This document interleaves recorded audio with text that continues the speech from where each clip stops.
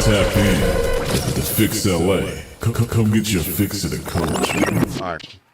Welcome to the Fix, y'all. It is your host filling in for my boy Keon the Hustler. It's your boy Sir Juice. Shout out Keon. And I got my family in here, and we got some special guests. But first, let me go around my family. We got my boy Charismatic Jones in the building. Man, what's good, man? You already know what it is. Can't get my boy Charismatic no claps, man. Hey, Ain't happy man, to see you today. I don't need no claps. I don't need no claps. Okay. I don't need no crabs. I don't need none of that. Where we going? Hey man, I should have gave you the Keon disclaimer before we got started, but it's all you gonna find out so soon. It's all good. But we got my brother Charismatic Jones, and then we got the man who pays the bills, superstar Starr. I thought you was talking about me. Oh, see, he get claps. He get claps. He make sure everything good with him. Damn.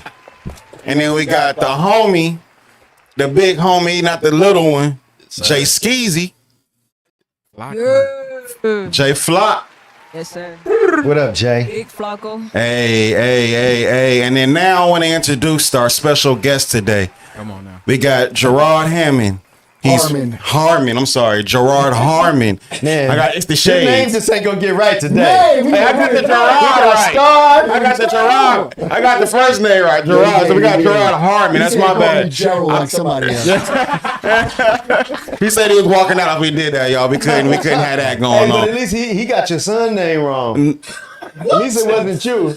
Well, I didn't even say the son name yet. I didn't even introduce him yet. Go ahead, do it. Hold on. Let's see it. Oh, so look, we got Gerard Harmon in the building, president of Third Street Music Group, and we got G2, and together they are the dynamic father and son duo. I want to welcome y'all to the show, man. Welcome y'all to the show. Thank you, brother. Thank you, man. Thank you. I'm gonna give a bigger. I guess we're gonna go through your bio right now. Right. So I just wanted to give a brief introduction, but we're gonna let them know all the accolades. Okay. All right. You ready? I heard you real humble, man. I heard you don't like getting praised every now and then, but we're gonna give your flowers today. You know Thank what I mean? brother. I appreciate it. All right, so look, here we go. So Gerard Harmon is an American record producer, songwriter, music executive, artist manager, and a radio personality. Wow. Says he was raised in New York. Harlem. Harlem. Hey, Harlem. Harlem is its own country. Harlem You in the feel me? building. Right. Right? He said Harlem. Right. Harmon began his career in the late 1980s as a rapper before moving into production and music business leadership. Early in his career, he served as an assistant and A&R. Assistant A&R at Jive Records, worked as a consultant for Elektra Records, big ones, big names, and later held an A&R role with Third Street Music Group, where he also managed artists and helped develop emerging talent. He ultimately rose to become senior vice president of A&R and Launchpad Entertainment / Warner Brother Records, shaping major projects and guiding careers on a national level. Says Harmon later founded his own production house called Mad Funk, which earned a Grammy nomination and produced platinum and gold records for artists such as High Five, Fabulous, and Busta Rhymes. Fire.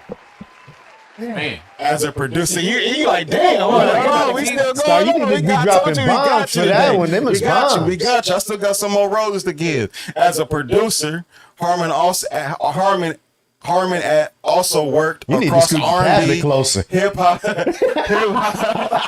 Let's go tablet closer. The shade. Harmon also worked across R&B, hip hop, film, and video games. His too. credits include remixes for High Fives, I Like the Way, Bruce Saunders, Touch You There, Fabulous Track, which is one of my favorites off that second album. That second album, when I seen this, I was like, oh yeah, all right, because these are songs I really listen to. Oh, nice. You know what I'm saying? I like hits, but I also like the fillers. I'm a fan of music. So you never duplicated and Church off the Real Talk album. If you're a fan of Fabulous, you know about that Real Talk album. That's one of my favorite albums. You know what I'm saying? Flip Mode Squash, Just Chill, MC's Lights, The Underground Heat, Volume 1. Shout out MC Light. Also created MCs like My Main Aim for NBA Live 2005 soundtrack, which is crazy that you was able to even get game. Like, you know what I'm saying? People hearing your song fire. every day when they turn on the game. That's a vibe. That's a vibe. That's a vibe. Or when you playing the game, when you Right? playing it, huh? Right? That's fire. In 2018, GH3, switched up the name, was honored with the Stellar Award for Internet Station of the Year at the Dang. 34th Annual Stellar Awards in Las Vegas. Dang. So it's like, it didn't just go with music, it went beyond music. And like I said, we got questions for you. So I'm just giving the 4 roses right now. You want a Grammy? Grammy-nominated. Dang. Wait, you said he won a Grammy? Dang. I'm thinking about to hear it. Like, I'm just asking right It here. was right there. Right. It was right there. Man. And then he says he's also right now currently managing his son G2, who is following his further footsteps as a music producer, who we also got in the building, as you can see right here. The young protege G2. I know that's right. Now I want to give G2 his flowers, and then we're going to get into some questions. Right? So this is what we got a little bit about G2, man. You ready for yours, bro? Yes, sir. All right, so it says G2 played basketball since the age of 8, but even with his natural talent on the court, his first love was always music.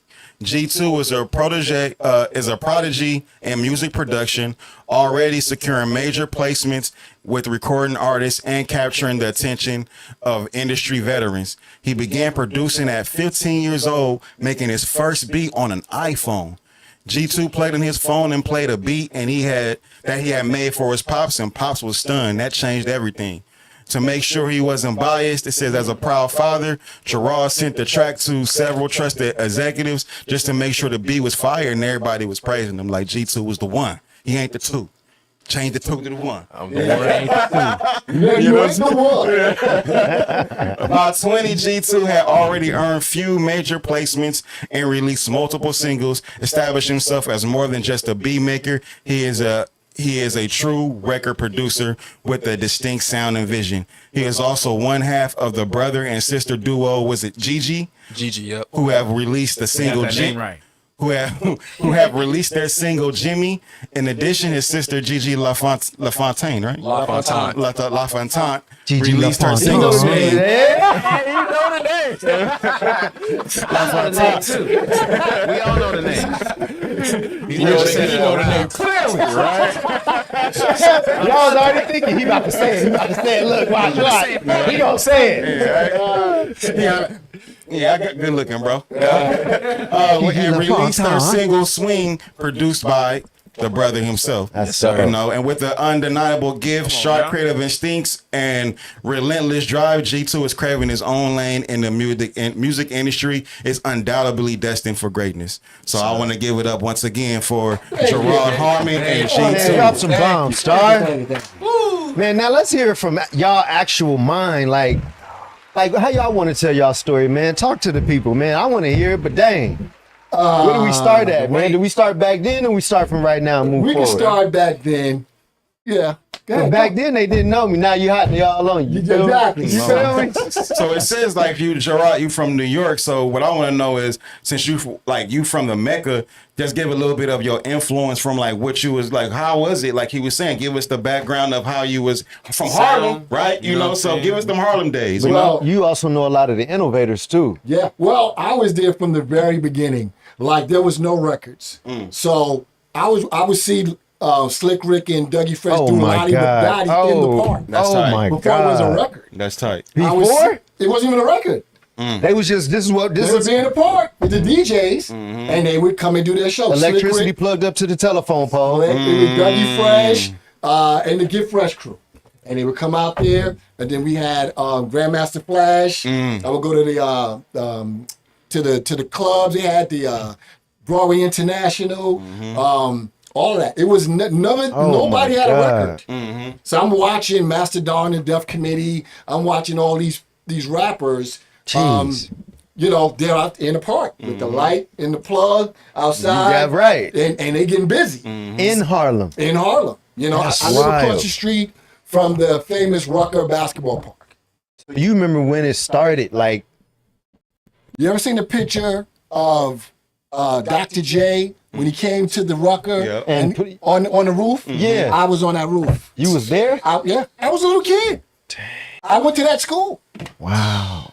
So I saw rap from the like beginning, developed, like to from what the it is. very beginning. And that's crazy because we were just talking about that. I think the recent episode where like rap is 50 years old. So when you think about where it's like 52 right now, and so we're not trying to take an age or anything, but when you just because my mom is in her 60s, so I'm it's 60, just bro. so you guys actually grew up. Great, bro. You know, hey man, with pride too. You know what I'm saying? Wear it well. You feel me? Thank you. But so it's like you guys actually seen, especially you being a hip hop head. You know, like you actually was there witnessing just the chefs in the kitchen cooking it up. Watching the whole thing, bro, and to see it become what it has become, and see all the different evolutions, of rap, it's crazy. Because you know, when Grandmaster Flash and those guys, they would do their shows at the Broadway International, at the Fever in the Bronx, whatever. There was, I don't know what they was getting paid, maybe $200-$300. Yeah. They was getting no money, but they had real shows. Yeah. And remember when you guys wasn't even born, but Right. if you go back into the beginning of rap, when you saw them dressed, they wasn't dressed like Run DMC. No, They was right. dressed like rock stars. I was just about to say They that. had on makeup. They had on the. They still crossing over That's- from the that's late how they had to 70s work with. when they was wearing that already in the 70s, so it was crossing over into the hip hop stuff with the Adidas and everything. And it was later on. bands. So we didn't really have drum machines. So it was bands, and they were just rapping over, drum beats and stuff. So it wasn't the drum machine wasn't really that prevalent yet. That's What kind of wild. feeling did you have, like when you would see that? Like, what kind of feeling hit you in your chest? It was Cause you seeing it firsthand, like before everything. it was just it was natural because you would hear people rapping all the time. Before That's the why it's shows. different from you. It is like you go right outside and the homie just doing something different, which is what I think what he's saying is like, how did it sound for you when you hearing people doing this new thing?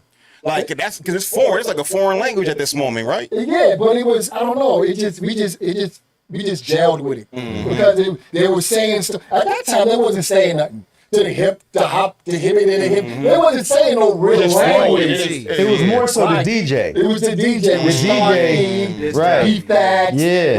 those guys. They were just like, it was like call and response. Right. So they would say, hey, little girl, blah, blah, blah, Pretty much saying Right. it with style. Which Right. pretty much freestyling. Right. Because like as people they probably just rapping about what is going on in the Right, night. right. Which is why Right. we always talk about rap is supposed to be like that. Right. If you now think about how we talk about rap now, like we missing that essence of we was talking about real shit. Yeah. And so, cause like what you sound like you talking about is like it was made from people talking about what was going Because on. there wasn't nothing else to talk about. Exactly. They're talking about the rats and the roaches in the bay, whatever. That was real. Right. Like the Bronx, which y'all see, if you watch that video, that was really the Bronx. Now I want to show it because what you talking about reminds me of that show, the Bronx, the Netflix show. Yeah. Or remember the Netflix show that Nas was doing, where it was like about the guys going and growing up with rap. Did you ever Right. hear about I that didn't see one? that one, but, Okay. But it was rough out there. Right. It was a bunch of abandoned buildings. It was police out there doing crazy stuff. Right. It was gangs out there. Now our gangs were Corrupt different. politics. Corrupt politics. It was crazy. Yeah. You know what I'm saying? So that's what Grandmaster Flash and Melly Mel and I always tell people this. So when I started rapping, I made a rap record. You're not gonna find it. I always tell people this. You're not gonna find it. You can Google all you want. You're not gonna find it. All right. So, but it played. But you're not gonna find it. Right. So there was the It's analog. Greg- That's why Greg- they're not gonna find it. no. Oh, okay. So it was Grandmaster Theodore and I forget what they called again. Grandmaster Theodore, I forgot. But they had Whipple Whip. Now that was the rapper. They had Grandmaster Kaz. They had all the other Right. guys in the group. Right. But they had a dude named Whipple Whip, Okay. and he made me want to rhyme. And because the way he rapped, Whip a whip. Whipple Whip. He was in the Whip. group. Yeah, he was in the group with my mind is I can't get the names right, but he was in that group. So the way he rapped was he just had finesse. He was like whipple whip, Yeah. and he wasn't just going. He was charismatic with it. Yeah, he was like real swaggy. me? with Right, it, you know what I'm yeah. saying? So I'm like, oh, I like this, right? Right. So I started rapping. So me, my brother, my boy Wayne. So we had a group called the Awesome Foursome.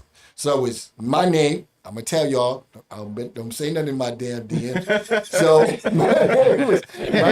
my name was Almighty Easy G. Okay. Oh, that's dope. Because I was getting the girls easy. That's dope. Okay. That's dope. That's dope. And my brother was said, Waterbed said. What? Okay. Waterbed said. I don't even want to ask how you got Yes, that exactly. name. My brother. Right. My man Mike P, and then my boy Wayne Ice, and we had a group called Awesome Foursome, and we Okay. would do block parties. We would go out there, do our show. We had our routines, to other beats and whatever, and we would go from not city to city, but block to block. So we would go downtown to 110th Street. We would go to the Lower East Side or the All Upper in West Harlem. Side. All in Harlem. Never outside of Harlem. Sometimes we would go to the Bronx. We would go to Dykeman, which is a part of the Bronx. Okay. We would go to Bronx River. But that time they had the Gestapo, and they had the Gestapo and the Zulu Nation. So the Zulu Nation was the Gestapo was the muscle for the Zulu Nation. Okay. And they Now, was what's the Gestapo? the German Gestapo, the police. Okay, the actual Right. what So I'm they thinking. were the police for the Zulu Nation. Okay. Which Zulu Nation is a nation of rappers. It's about art, the art of hip hop. Bambaataa, right? Bambaataa. So Right. they had African KRS-One, Bambaataa. they were all part of that. And then they had the Gestapo protecting them. Exactly. And then they can also go get their tapes and stuff back from them. Right, exactly, or whatever. So Yeah. that Or was whatever, right. whatever. Right. You know what I'm saying? So that's what I saw. And then when the first rap record came out, which was what was that? The breaks. The Break? No, not the Breaks. It was with the was it Sugar Hill Grand Flash? Gang. Yeah, Sugar Hill Gang. yeah, That's what I was yeah. thinking about. We were like, Was the message? Was that no, one? it was the message. It was Okay. I think the first I thought it was Christmas rap, but it was one of those two. We was like, this is trash. Like, what is Y'all this? was saying that was Damn. trash? It was trash. Because you gotta remember, we had the Cold Crush 4. We had Grandmaster Flash and the Furious Pop. They were doing shows. Oh, so you had something So to that go was on. you got something to compare it to. Okay. Yeah. So we see these guys with Oh the wait, first- he was doing live shows before They was- people was even cutting records. Yeah. Oh, that's dope. So before these records, The hustle was different back then. Yeah, so that's crazy. they're doing shows. They're all over the place. And then this record comes out. We're like, what is this? Like, we got all these dope MCs, and then we hear this Y'all rap. had a DJ too? Yeah. His name was Lee B. Okay. So Lee B and Rudy T, they were two brothers. So was the DJ important in y'all crew? Very important because the DJ had to keep the pace of had to know the beats. But y'all was more rap focused. No, we was like, if you go on YouTube and you look at any of those old school rap things, you can see them because they got them online. It was always somebody's melody on another beat. So Flashes on the beat, box going, Right. and they would be singing somebody else's melody on the beat. Right. A popular record. So we had the same thing. So it's like mixtaping, kind of like what we do now. Well, that was way. You know what I'm later. saying? But it's like that was like Right. the beginning of kind of like because y'all was like rapping on other people's beats, but it was like but it was respected. It wasn't like it wasn't biting. It was like respect, like Right, because it was more melodic driven. Yeah. So they would be sing rapping, da da da da da da da da da da da da da. You know what I'm saying? Almost like a band. Right. It was exactly what it was. That's Yeah. why if you look at Grandmaster Not a Flash boy and- band, but just like a rap band. Right, almost like a punk band, a rock band. yeah. Because if you look at them back in the day, they always had on the leather gloves. Sometimes they have on mascara. Yeah, the leather jackets. They were doing that because they had for real because Wait, then- what age is this again? I'm like, what? It's like early 17, 80s. 18, Like 80s. late in the 70s, early 80s. Yeah. 80s, early Oh, 80s. damn, we Goo Goo Gaga. Yeah, and you look at that because at that time We still in the set. rap was not segregated. They would do a rap show with rock artists. Right. They would do a rap show with dance artists. So Right. that's how you get like Run DMC. That's how you get Lisa, and Colt Jam. Okay. That's how you get Madonna. Yeah. I'm gonna tell you. I can see the influence in there. Right. So that's where they all came from because it was all like in New York we had the Puerto Rican Day Parade. So the very first time I seen Madonna, she was doing that like a version, whatever song you see a little thing on or whatever, and her record wasn't even out like that. And I'm looking at it, I'm like, this is a white girl. And they was like, no, that's Madonna. And I'm like, what? Madonna. It's like, that's a white girl. But she was up, but she got up there, she performed. This is a Puerto Rican Day Parade. Right. You know what I'm saying? So, and then a rapper would get up there. So it wasn't like they didn't start getting segregated until gangster rap came. Oh, that's why Common rap was is telling Cube that when hip hop went to the West Coast, it got turned out. He was right. He absolutely right. When it came out, no. So we had the very first gangster rap record I heard was Just Ice. He had the gangster rap record. Oh, that's an artist. Just Ice. He's an artist. Yeah, Just Ice. Just Ice? Just Ice. So no matter what, gangster music was coming from an Ice. Yeah. Ice Cube, Yeah. Ice-T, or Just Ice. He was Just Ice. That was my first. Because a lot time of people say it was Ice-T. No. Ice-T was way after that. It was so much stuff before Ice-T. So Just Ice. Ice-T came in when KRS-One and them was going on. But before then, we had Just Ice on our side. So he may have been doing his stuff on the West. Just Ice was out of Harlem? Yeah, no, he's out of the Bronx. Oh, and you knew this is gangster rap. Yeah, because he was saying gangster shit. Like what? Like what? He was saying gangster It wasn't. I'm walking with my pistol. Like when niggas in the hood, they do that. Like, you know, like. So, He letting you know. Yeah, but I want to dispel a rumor. For some odd reason, people thought New Yorkers did not like West Coast rap. That was far from the truth. Well, the Tupac, Biggie beef, the Ice Cubes. Oh man, MC8 was my favorite rapper, bro. Man, shout out to When I hear a MCA. bang, what are you kidding me? I loved MC8, bro. Shout out MCA. MCA. Come on, I'm from Harlem. Right. What am I doing riding around playing MC8? But, so Yo, y'all was, punk ass up. Come on, man. Come on. Wake So, your punk you see what I'm saying? Hey. So when people were saying it, we would be like, what are you talking about? We listen to West Coast rap, bro. in New York, y'all listen to West Coast rap. Now the radio didn't play it, but the hood played it. But you know what? It don't even sound right. Me saying like, yeah, man, y'all from New York and y'all listen to West Coast rap. It makes me think, what y'all listening to? Bro, how would I know wake your punk ass up? Right, How would I know this? but can a New Yorker relate to West Coast rap? It doesn't matter. We all black, we all going through the struggle. We ain't gotta know what it Okay. is. Like you said, Okay. back then everybody Okay. was talking about Yeah. relatable shit because there's somebody Roaches from and another rats is country. everywhere. Come on, there we go. Right. You know what I'm saying? That's So some real In shit. all forms. right, and we were just kind of at that time with rap. When we saw colors, we were confused. We didn't understand it because the way New York is set up. It's set Now up that I live different. out here, Yeah. I understand it 1,000%. Wow. But being from New York, you can go anywhere in New York. Literally anywhere. And not get rolled up on? You walk, I'm everywhere, bro. I'm walking everywhere. I'm picking up girls here and there. I'm doing what I mean. But Whatever. New York is a gangster city. Now. No. But, Y'all had like organized gangster. no. So you saying it was safe? No. It was safe for us. Yeah. Against us. No, y'all can listen, bro. Okay, I'm gonna tell you a story. So my brother used to manage Ron G. Now you've heard his name before. Priest to Ron G, Kicker B, Pussy B. Right? Oh, yeah. Right. Yeah. So my brother managed Ron G. Wow. They shot above the rim across the street from my house. In Rucker Park. Yeah. Like, At that basketball court right That there. basketball court. Look out above the rim. That's in the Rucker Park. Okay, about to tell you a story. That's crazy. Hold on, it's about to get You crazy. must have been in Cali for a minute because I can't even hear no accent really. He's coast to coast. It's like really faint. Listen. Because he got years in here. Years in here. nah, because he in talking here. about New chameleon. York, you know. He's a Just like chameleon. now when he talking about Texas, the lingo come and Let him change. finish the story. So, Right. no. Yeah. Ron G is doing his mixtape, and who's across the street? Tupac. Tupac and Big Stretch is across the street. My brother, Ron G, and I think they had his other, I won't say his name. They go over, they talk to Big Stretch. God bless him. He died, he passed away. And Tupac. Tupac comes to the crib.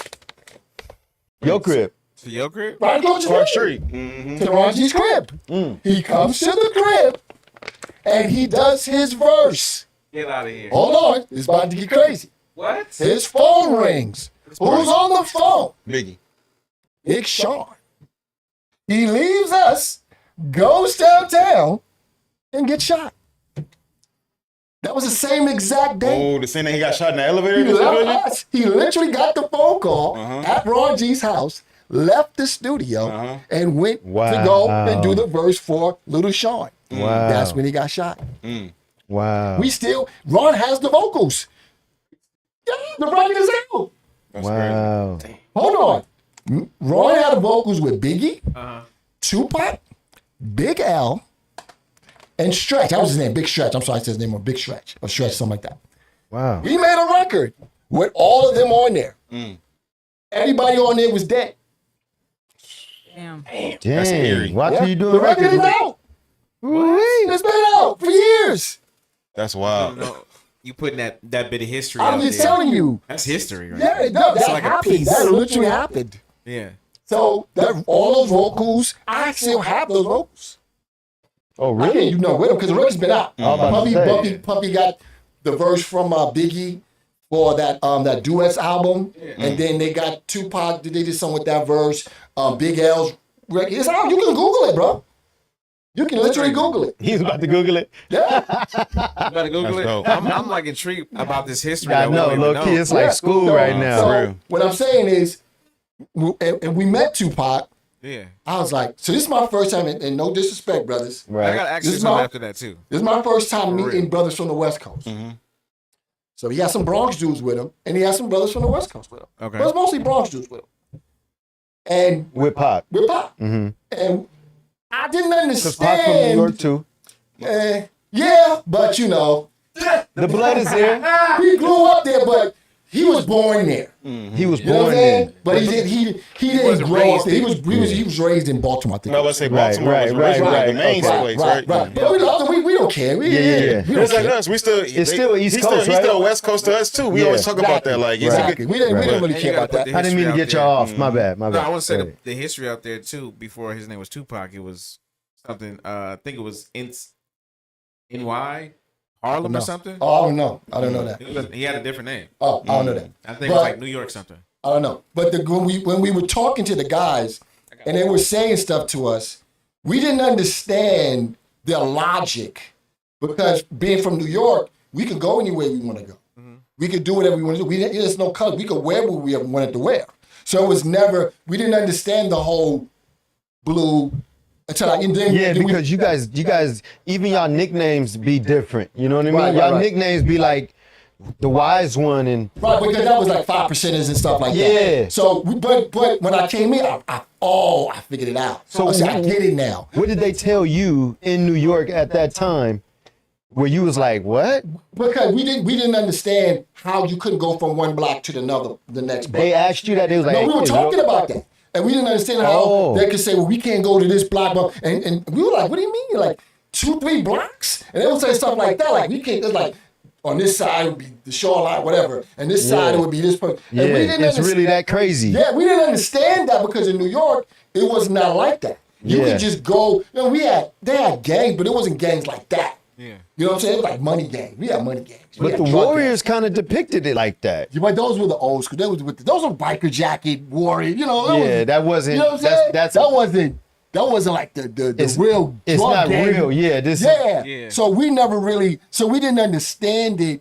You know, we was like, what? What do you say? It was so shocking. So to us you 'cause- guys have more kingpins, like Yeah. drug lords. right? And then we have crews. It was more crews in New York.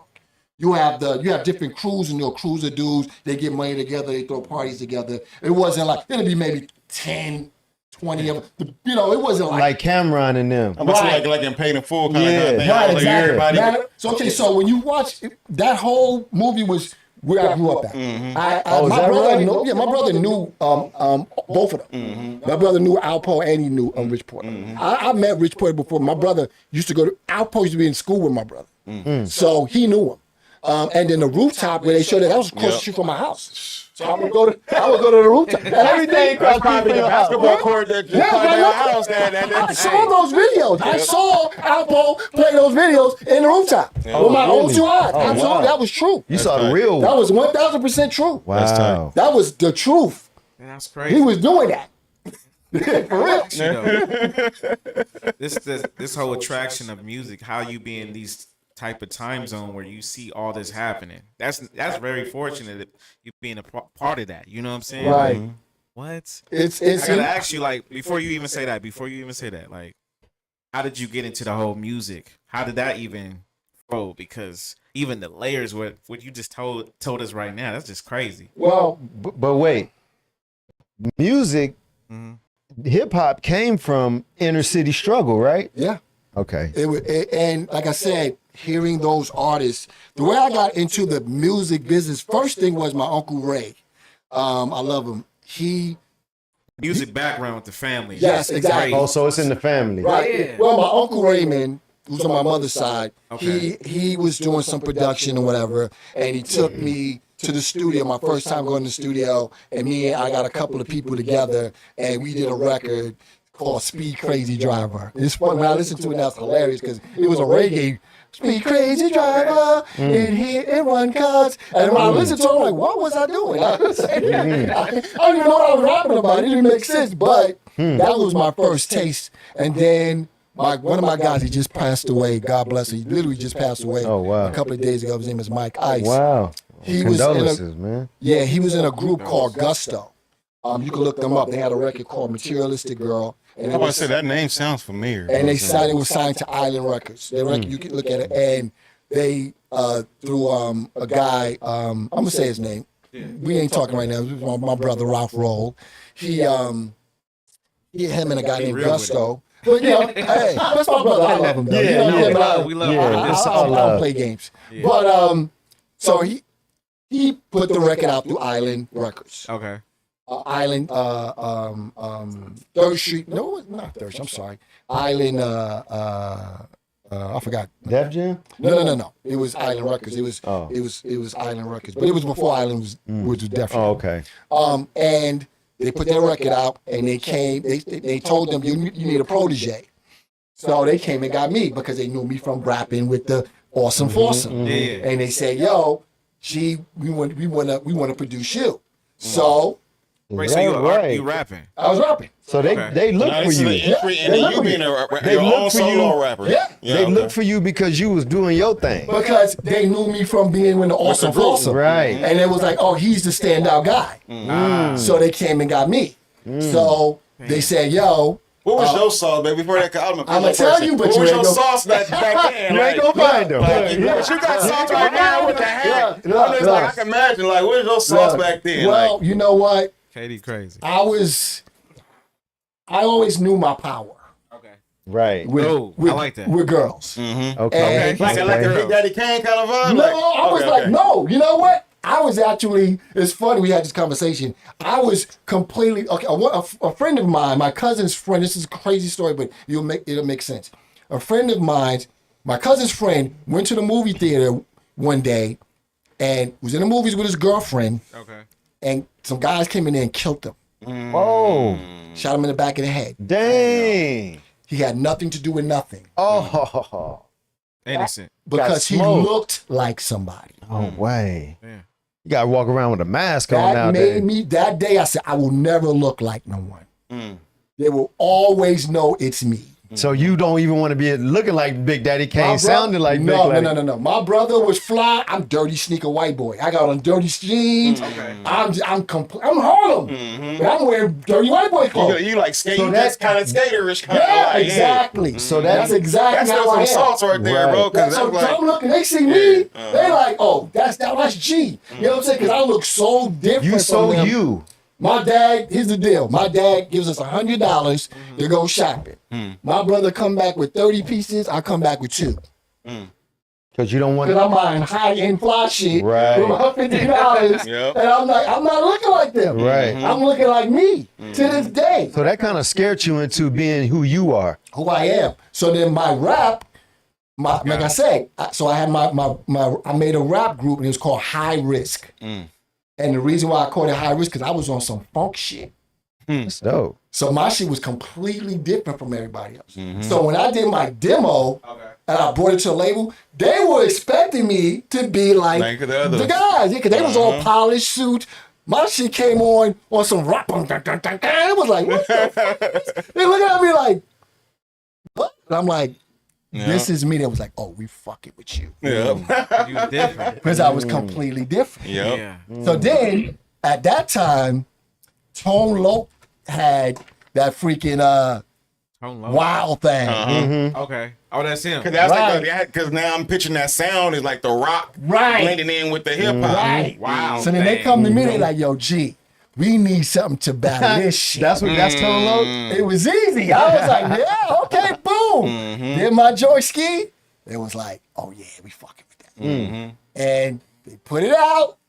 You're never gonna find it because I'm not telling you the name. You're not gonna And find it. it was good. It did It was good. dope. It did good. It did good because it was me. And then a whole bunch of craziness happened with the production company. My boy Ralph Roll, he was an A&R at Jive Records. So at Jive Records, when it was very new, meaning Fresh Prince, I was in the studio when Fresh Prince did Summertime. This is crazy. I mean, every Hey, day yo, this is doing crazy. Summertime. Wow. That's I was a vibe. there when they signed R. Kelly. Wow. I was there when I saw a lot, bro. That is before you became an A&R. So what happened was he was the A&R, and he told me, he said, yo, G, the man became tight friends. He said, yo, just come to my office and sit in here every day. Who?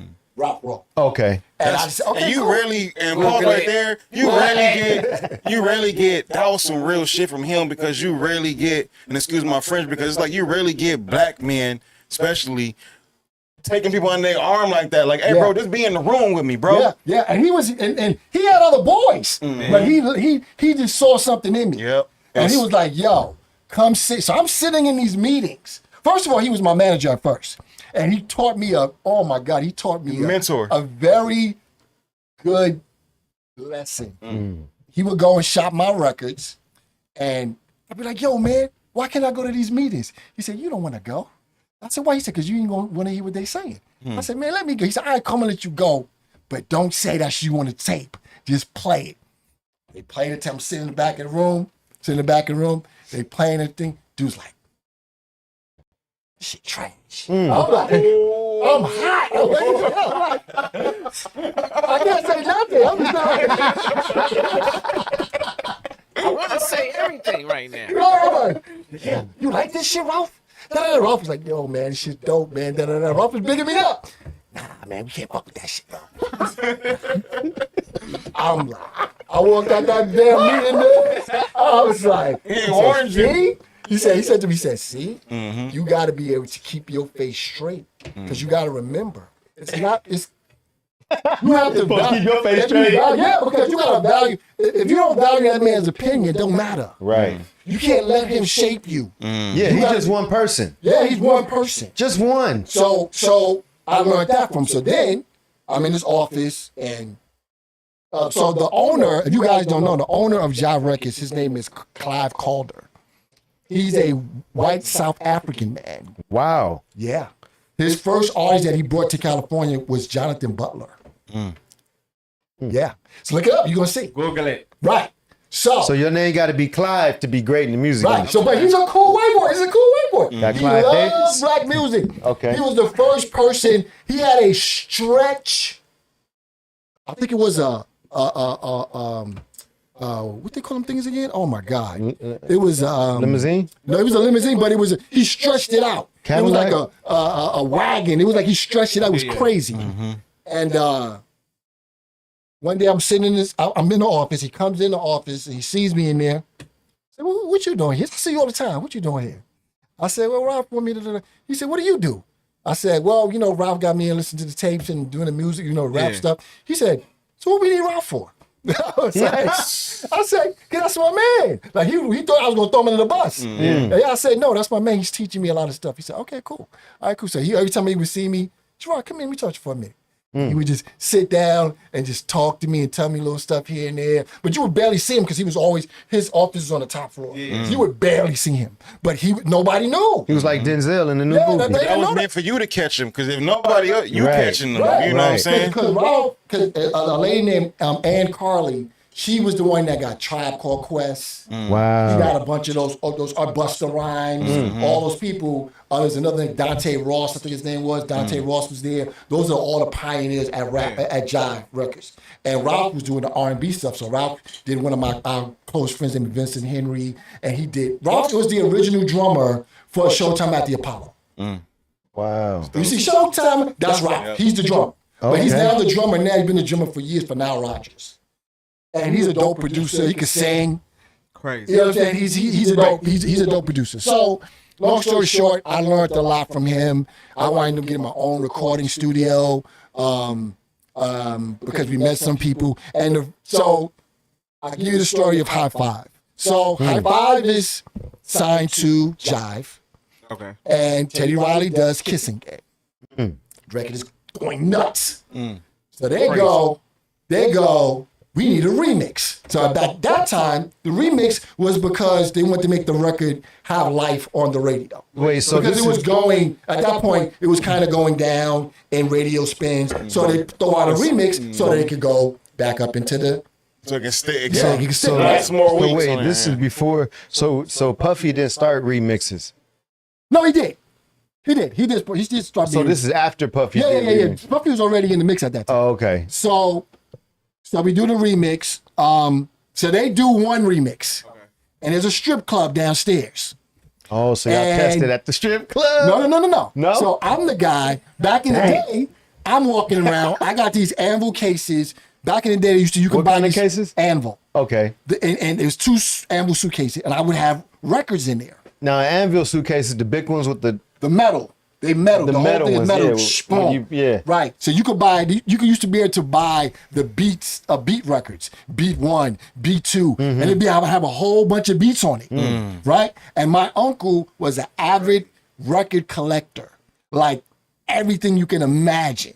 He got it. He got it. So I would go to the house, just listen to beats all day. I'd be in the house listening to beats, right? So they go, I go to them. It's like drum kits, probably like Right, a little bit. right, Huh? Like right. that's crazy. So I go, they say, yo, we got the remix. I say, let me do one.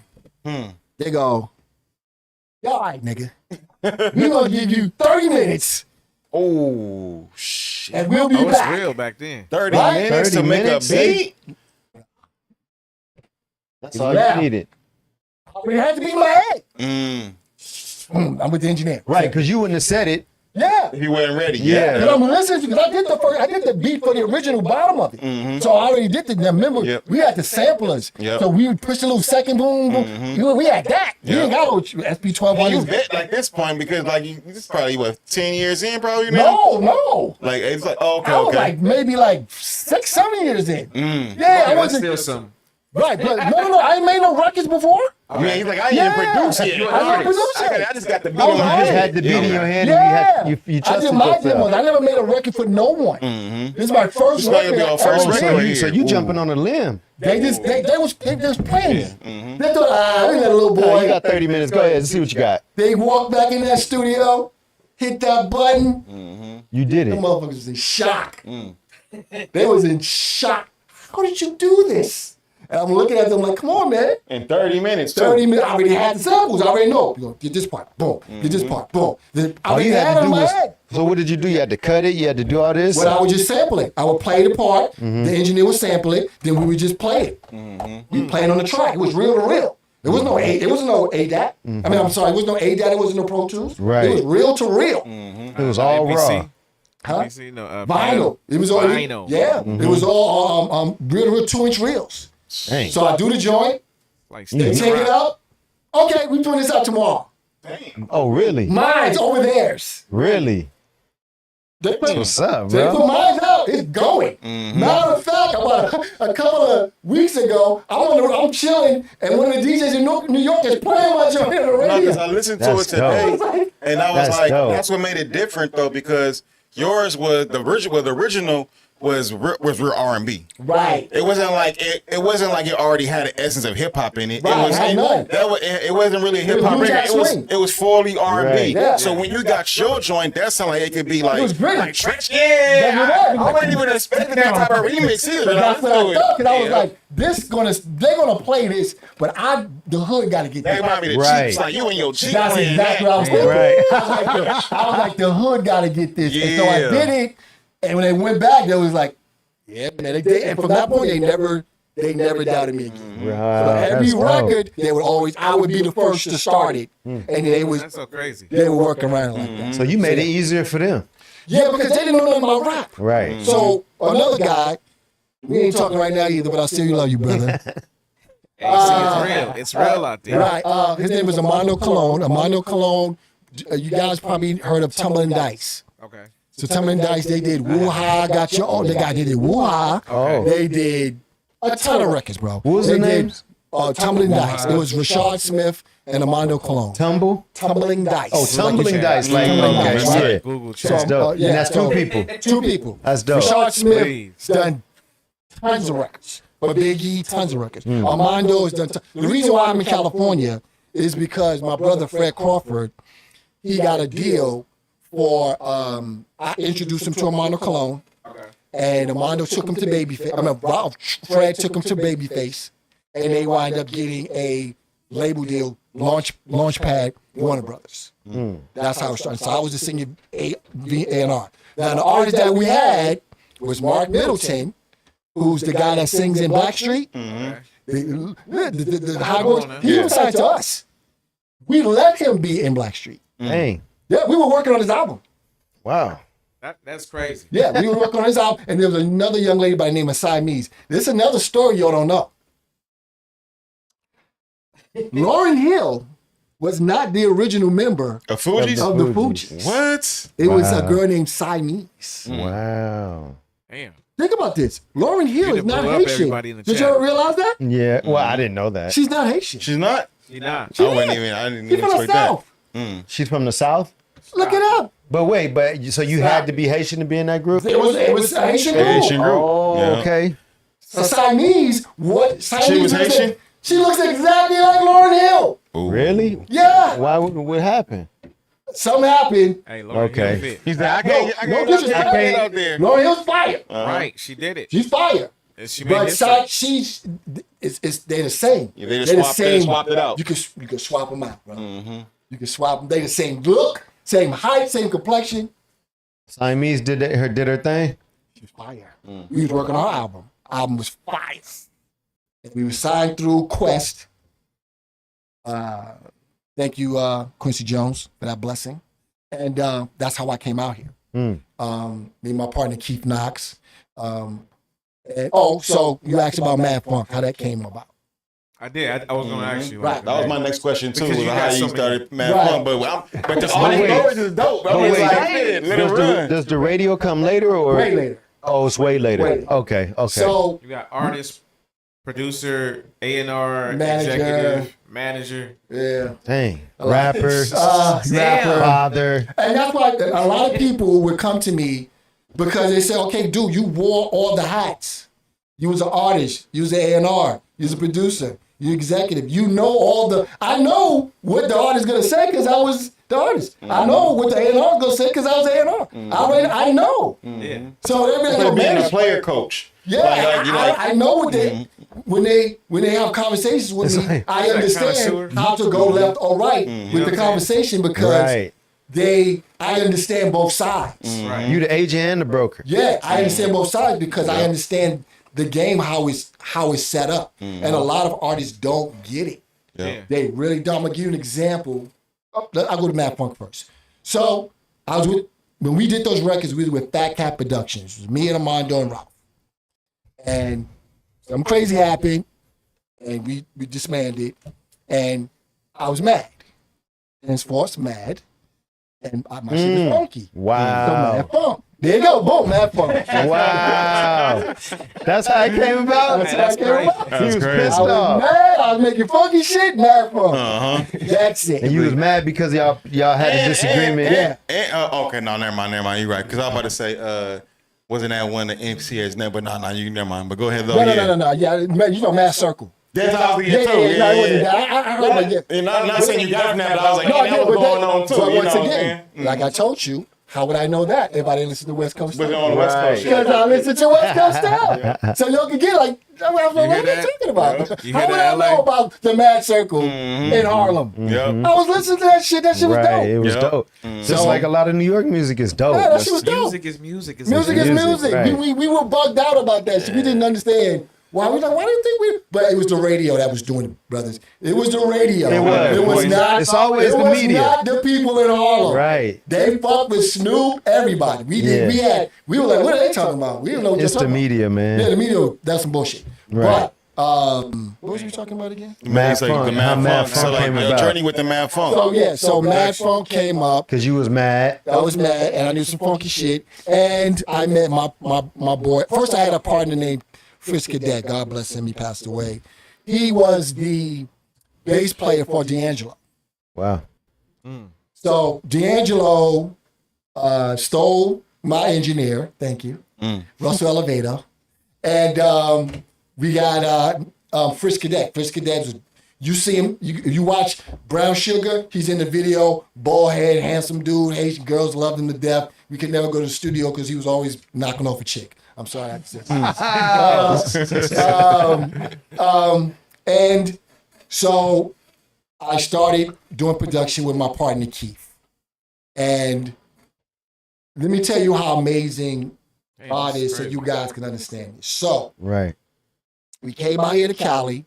We got the deal. We working on Mark Middleton's album. We working on Siamese album. We doing production here and there. We met a couple of dope people, LT Hutton. We met LT Hutton, who schooled us. My man Damon Thomas, he schooled us. A bunch of dope producers out here. Sauce. What era is this right now that you're This in was right now? like 2004, 5. Oh, so all before that, you was Dang, you you was just all fast making your forwarded. grind in New York. Yeah. Oh, okay, Yeah, damn. yeah. Okay. So doing all that. Fast forward. And Yeah, I jumped just over the whole generation. No, but no, because the 90s, you did do the talk about the 90s, what you did with the high five and everything. So that was Yeah, you already. did say you Bro, did man, say we did a the lot New of Jack. records, bro. We Yeah. did a lot of records. New in there. Jack's era, you Lot of said that. remixes, Yeah. a lot of. They were just throwing money at us. Because of the high five, it was gold. So they were just throwing money out there. We were just doing it all. Yeah. Itsy Bitsy Fighter? Okay, cool. We'll do a remix to that. We didn't Right. care. It was just money. Itsy bitch. For real. You know what I'm saying? We just whatever. So we came out here. We was working on those projects. Record, the label disbanded. I didn't like how that happened, but it was all good. And me and my boy, we in the studio. My man Ralph Stacy, God bless him, he passed away too. It's, you know what I hear? I got what? What do you hear? Oh my God, man! You know you can't avoid the struggle, and you can't avoid the bull crap. You can't. And I hear you kept moving forward no matter what the Don't heck stop no show. happened. There's so many groups you was in, homies you got. You even shouting out the homies that you're not talking to, and you still giving them love. And you like, man, I was mad about this. That stopped. We broke up over here, then we started over here. Man, that's great. Hey, you know what? We all deserve forgiveness. Everybody, we not perfect. And we can see, you can see something one way. We can all agree to disagree. Yeah. I believe that. And if I love you, bro, even if me and him, we don't talk right now, Yeah. but if somebody says something's going down, I'm in there. Yeah. But You're my guy. I'm not going to let that happen, and you my guy. Right. I don't care we not talking. I'll fuck you later after it's over, but we got I'm that not money gonna though. let, yeah, I'm not going to let it happen. Right. Facts. So, But Gerard, That- most people, a lot that's of people, that they love right stop. Like, oh dang, you know that didn't happen, so now I got to do something else. I can pivot. You see what I'm saying? But I've learned to pivot. Like, he's been playing basketball since he was 8 years old. And I've embedded something in him. Watch this answer. When is the game over? When it's over. That's all he knows. When it's over. When do we give up? Never. Never. You sound like I've been Kobe. teaching him that since he was Never. a kid. Never give up. Never give up. The game is over when it's over. And the reason what that means is this. People will go play basketball. It's 10 seconds left. They're down by 10 and they quit. not him, he's still gonna play Still gonna Right. play hard. until the games go. When the bang, Right. that's when the game Perfect is example. over. Tracy McGrady. Perfect example. Tracy McGrady. That 13-point game. In how many seconds? How many seconds was that? I was thinking, I don't know, not the Tracy McGrady one. I don't know, but I know the, I know I the, remember.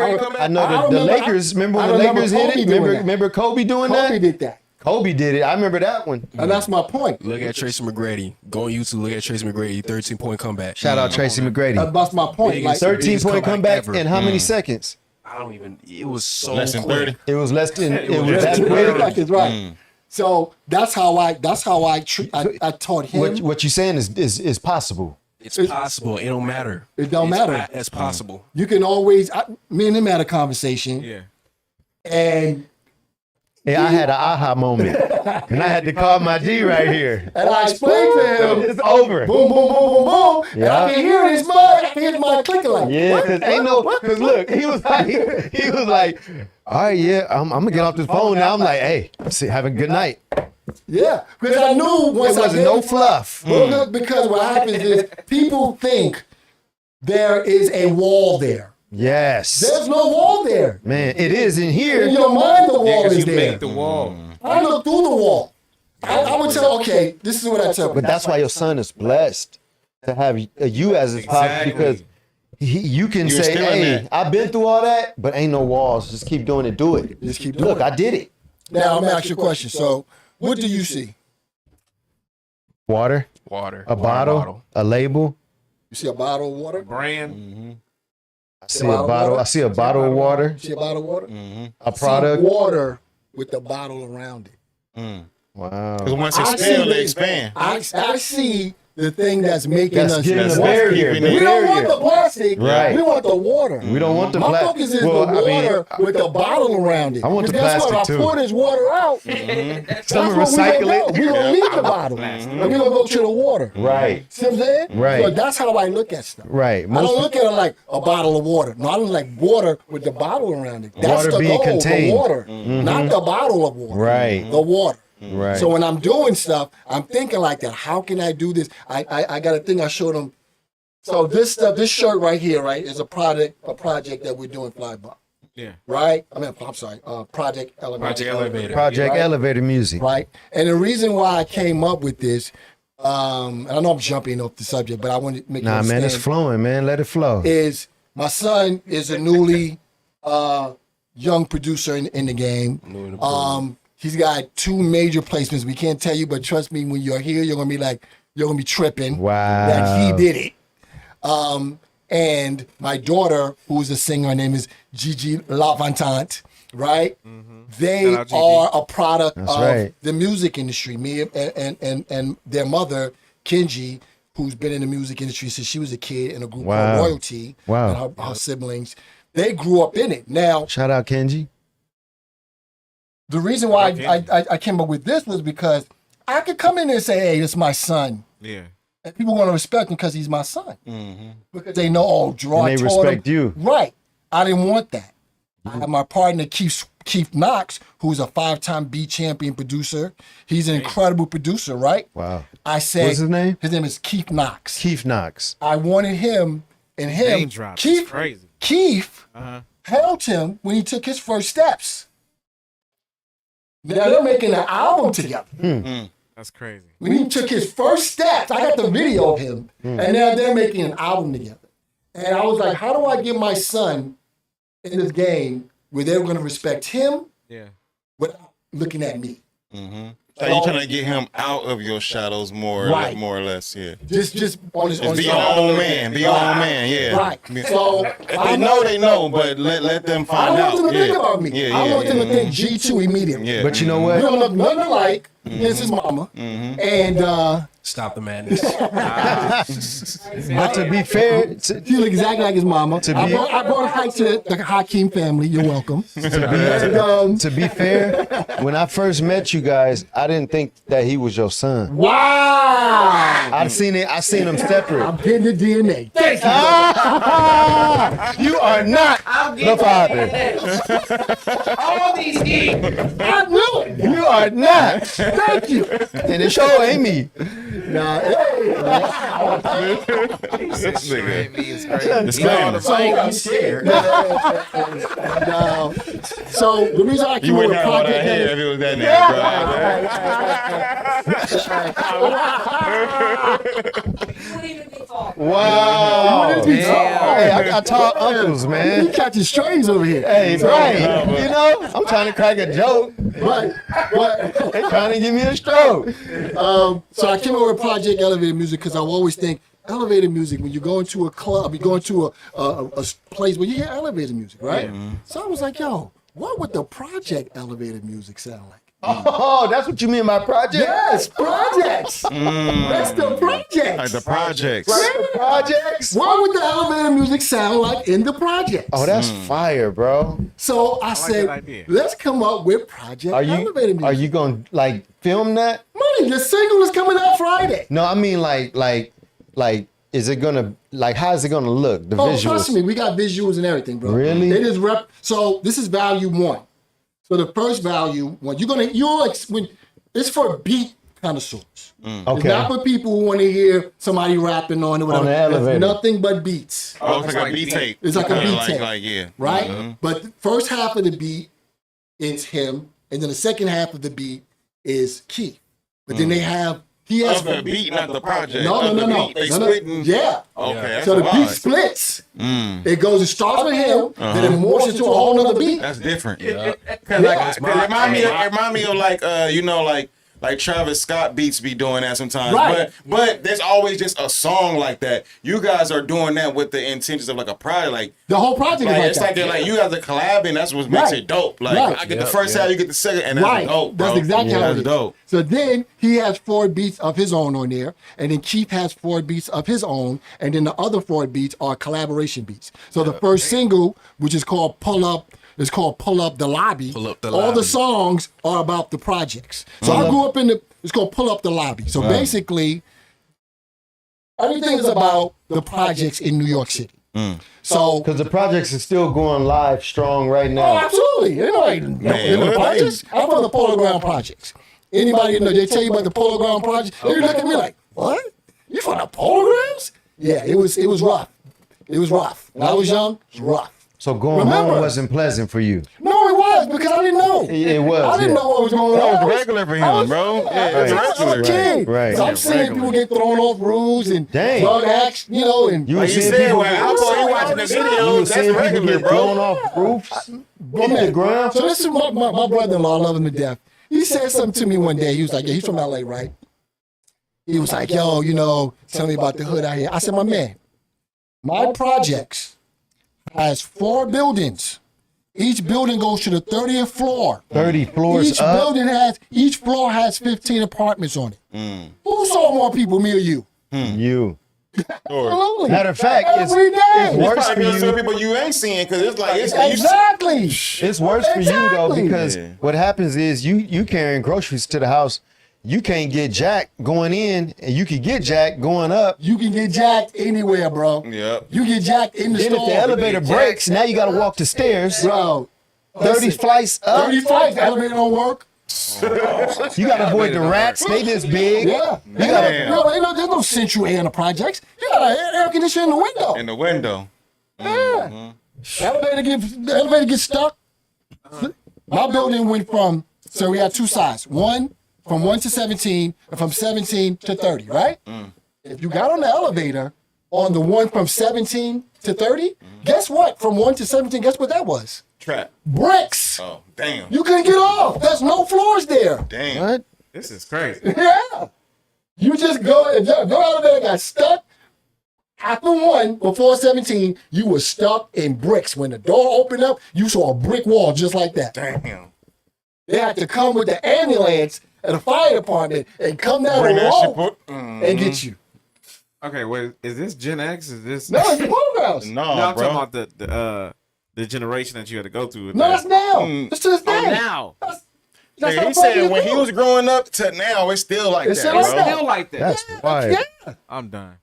That's yeah. Those buildings are old. Yeah. They ain't changing them, bro. No. They ain't changing them buildings. No. Those buildings are So- old. They never change it. Right. So all the It's names, so I'm gonna tell you some of the names on the project, so you'll get you understand the concept of it. So it's called Project Elevator Music, and the names. Hold on, let me get on this.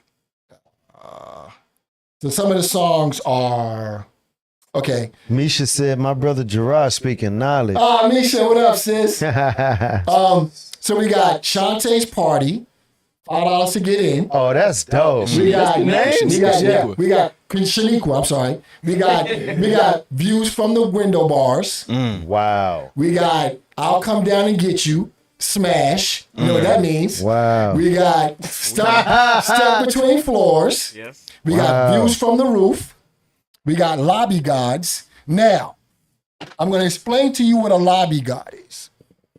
Lobby God or lobby guard? Gods. G-O-D-S. Lobby God. A G-O-D-Z. lobby guy, that's the person about to jack you before you get up there.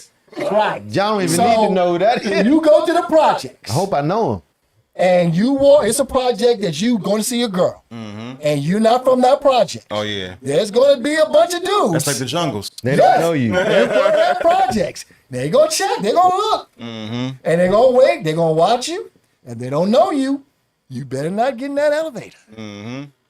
You better not get in that elevator. Don't get in there. Go up the stairs. You don't go in there at all. Nigga, you might not wanna go in the lobby at all, Nah, come nigga. get me. Yeah. Because if you get in that elevator, Oh, it's over with. they get in that elevator with you. And it's a You might dub, not come brother. out, nigga. You, what they they call it dub. checking them pockets. They getting everything. So you got to be real. You got to know how to move in the project. That's crazy.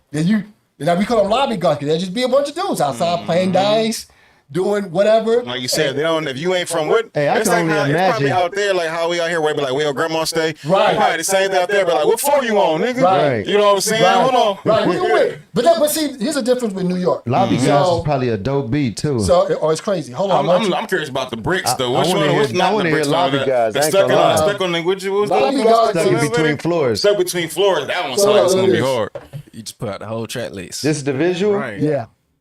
I'm showing the visual, which is a bunch of guys in the lobby. Bro, this is And dope. it says, "Are you getting in that elevator?"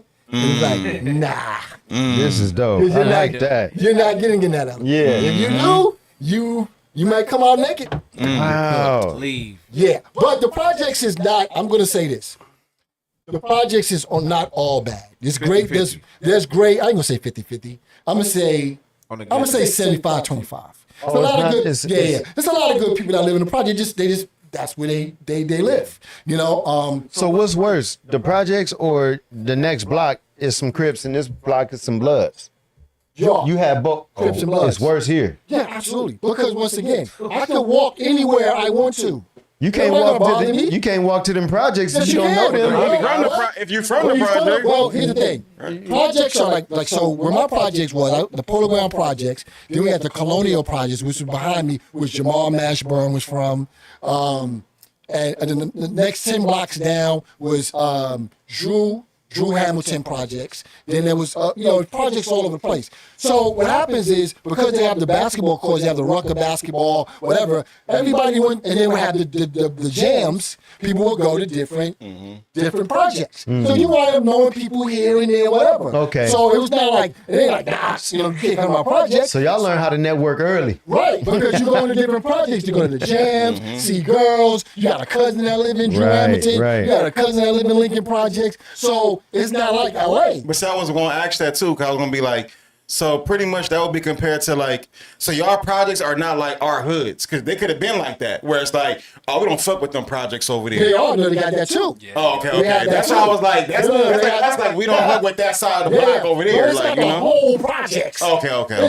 It's a group of people. Okay. Remember, I told you back when I grew up, It was crews. It was crews. So it wasn't like gangs. Yeah. So it was money crews. Yeah. You had the one that Pumpy was with, Same Gang. I got Mike Cock, D-Ferg. I knew him. Same gang? No, Same Gang. Oh, same gang. So it was like my man Mike Cock, D-Ferg, all of them. D-Ferg is the guy who drew the logo for Bad Boy. So his son is D-Ferg the rapper. Okay. So Mike Cock is part of the crew. There's a bunch of them guys. They was getting money. Yeah. You know what I'm saying? They was designing clothes. They were, you know what I'm saying? It was like that. It wasn't no gang. That it could go down, but that wasn't the premise. Yeah. Right. The premise was getting money. It wasn't Right. about no blocks or no. Right. It was more about like my crew might not fuck with your Right, crew. right, whatever. But it wasn't like we would have parties together. You know what I'm saying? So it was a whole different energy than it was, you know, now. Right. You know what I'm saying? But it was fun.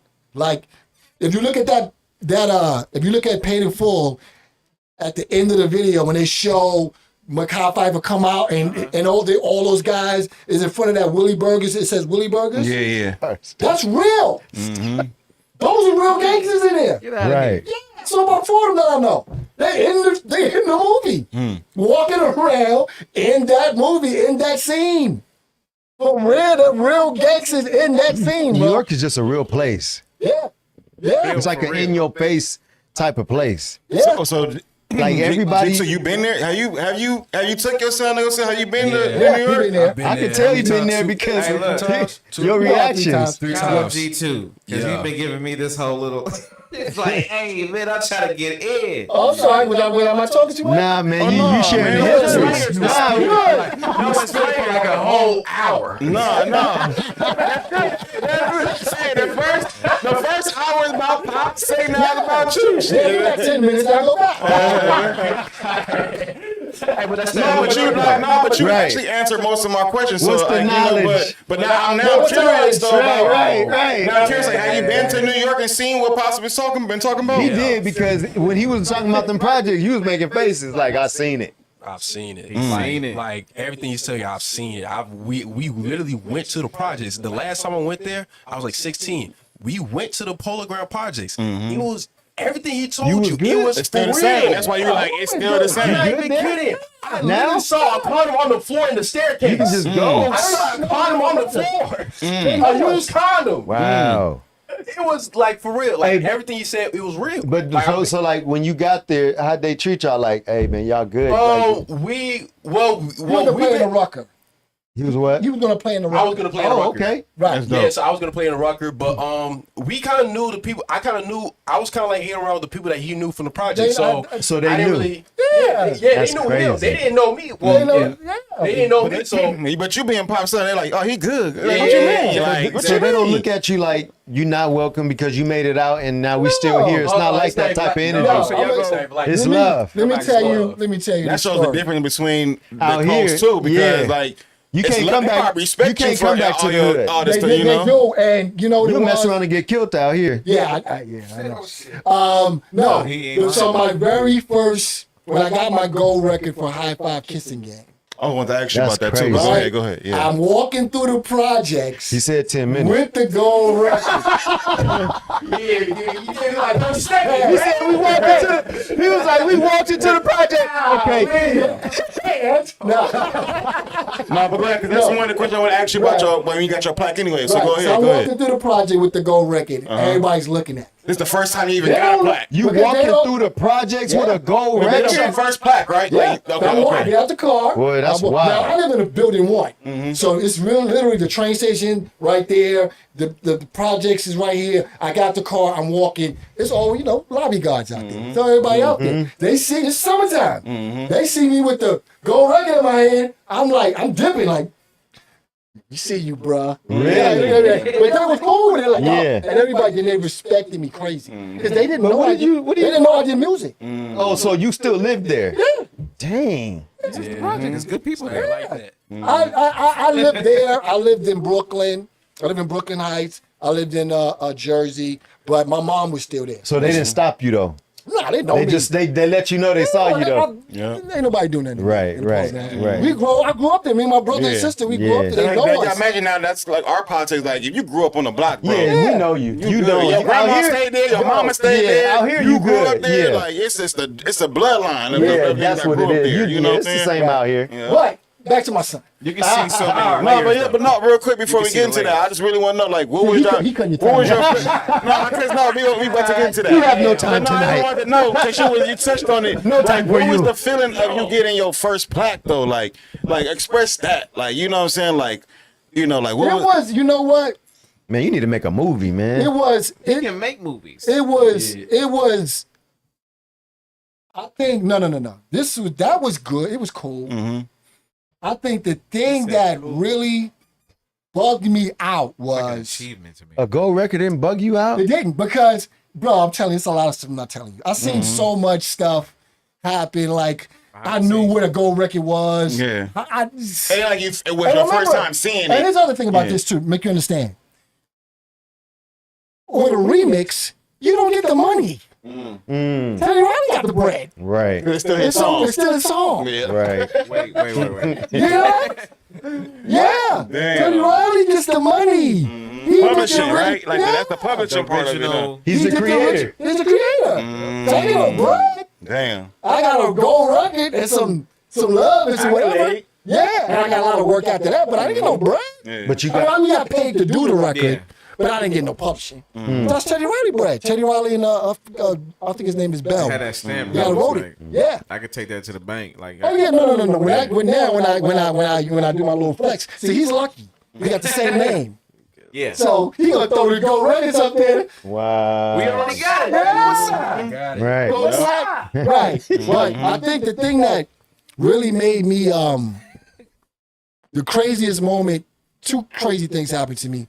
One is when I met Jimmy Jam and Terry Lewis. Wow. And he said to me, "Oh, I know you."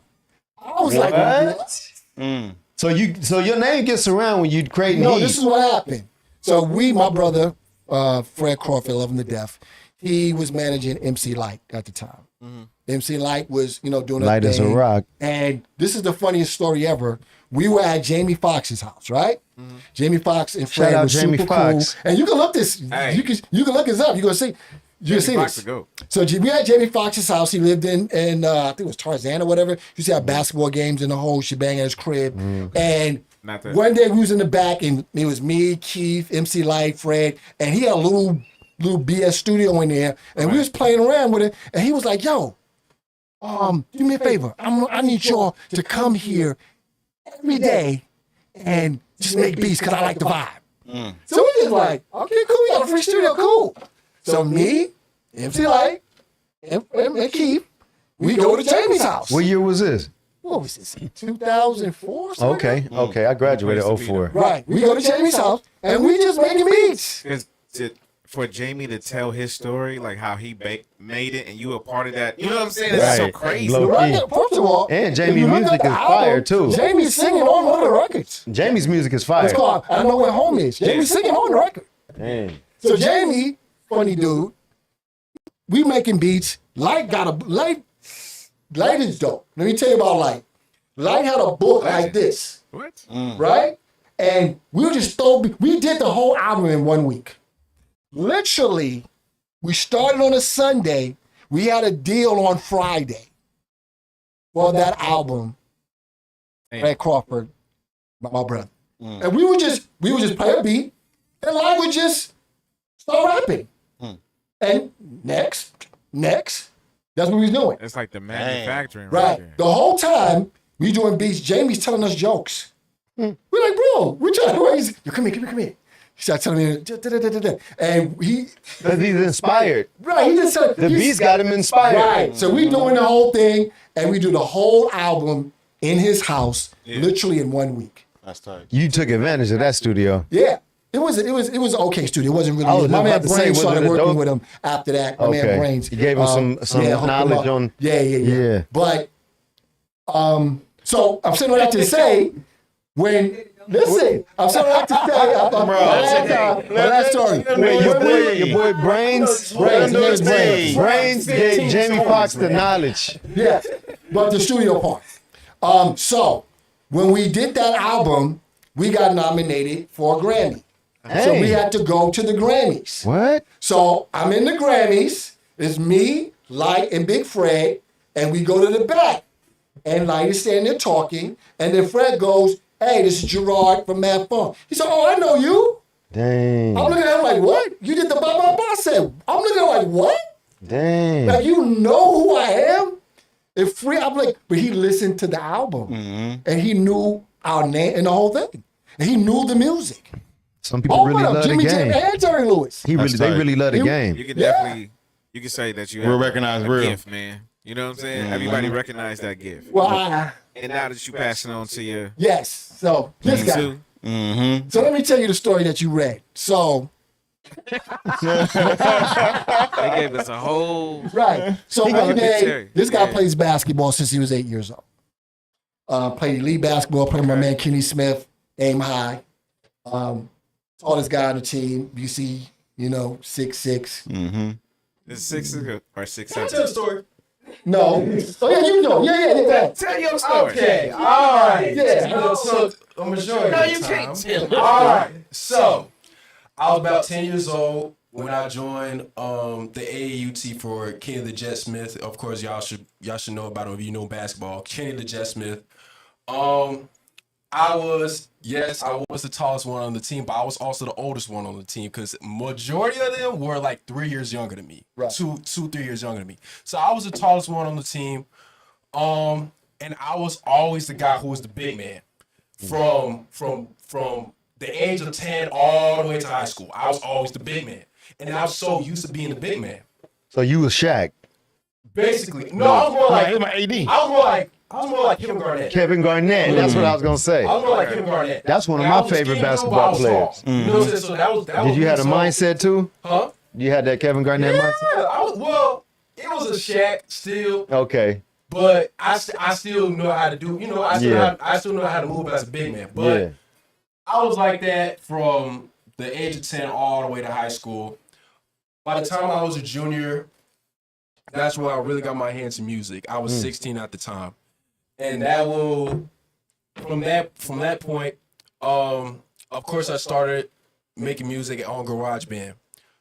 When I first sent my dad the first beat that I ever made in my entire life, he was telling me like little advice here and there. Just little advice, just certain things. Just to enough fix. Yeah, to just still enough, let you be right? your own person. Right, exactly. So, okay. So wait, was your love more basketball or was it Is music? them anything? Oh, go ahead. Yeah, so, Okay. right, so that was my first beat. By the third or maybe fourth beat that I sent him, Were you serious about it? I was serious. When he gave me like some advice here and there, I knew I was like, okay, I need to work a little bit harder. So you was more serious about music or basketball? I was still in the middle because I was Okay. first. the Okay. You're still in the transition. This was middle. like the Okay. transition. Okay. Because I was still in the varsity team. I was still in the varsity team on my junior year because I was extremely tall. I was taller than everybody on that high school team. So it was still in the Shout out middle to of. Gerard. Shout out to Yeah. To me, thank you. You're welcome. You're welcome. So I was still in the middle of basketball and music. I just got into music. I got you. Right. So my before entire- this, you was all basketball. It was all basketball. Gotcha. All my energy, all of it was towards basketball, and I had a lot of help because I was a part of Coach Kenny, so I had a lot of the connections. And Fred Crawford, love you to death, Unc. He got me into that team. So a lot of it, I put all my effort into basketball. By the time I reached music, I started escalating super quick. Because as soon as I sent my dad the fourth beat, and he was like, yo, what? Serious about what this. What did you just make? Right. And then he had to send like his big time producers like Keith and all them. He had to send my beat to those guys.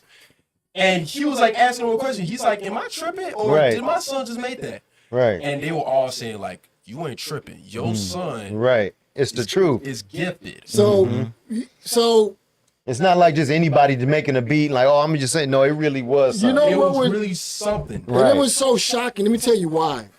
Because another one of my friends was like, well, he grew up around music. He actually didn't. Yeah, I want to know about that part too. Like, Yeah, did you you- have the music around him? No, like he that wasn't in the too, or- studio with me. He wasn't, because by the time he was born, I was like on the executive part. I was managing the Trois Wow. Shout out to by the time he was born. So I wasn't really doing any records. And then his mother, she was on Def Jam. She used to be signed to Cisco. in a group called Lover, Def Jam. So she already had stopped. So we wasn't really going to the studio that much. We was all, she worked for Sony now, and I was doing my little 1-2 whatever, you know what I'm saying? And consulting at record labels and artists and working on the twice when I started working at 3rd Street. So he wasn't really around the music part of it. Yeah.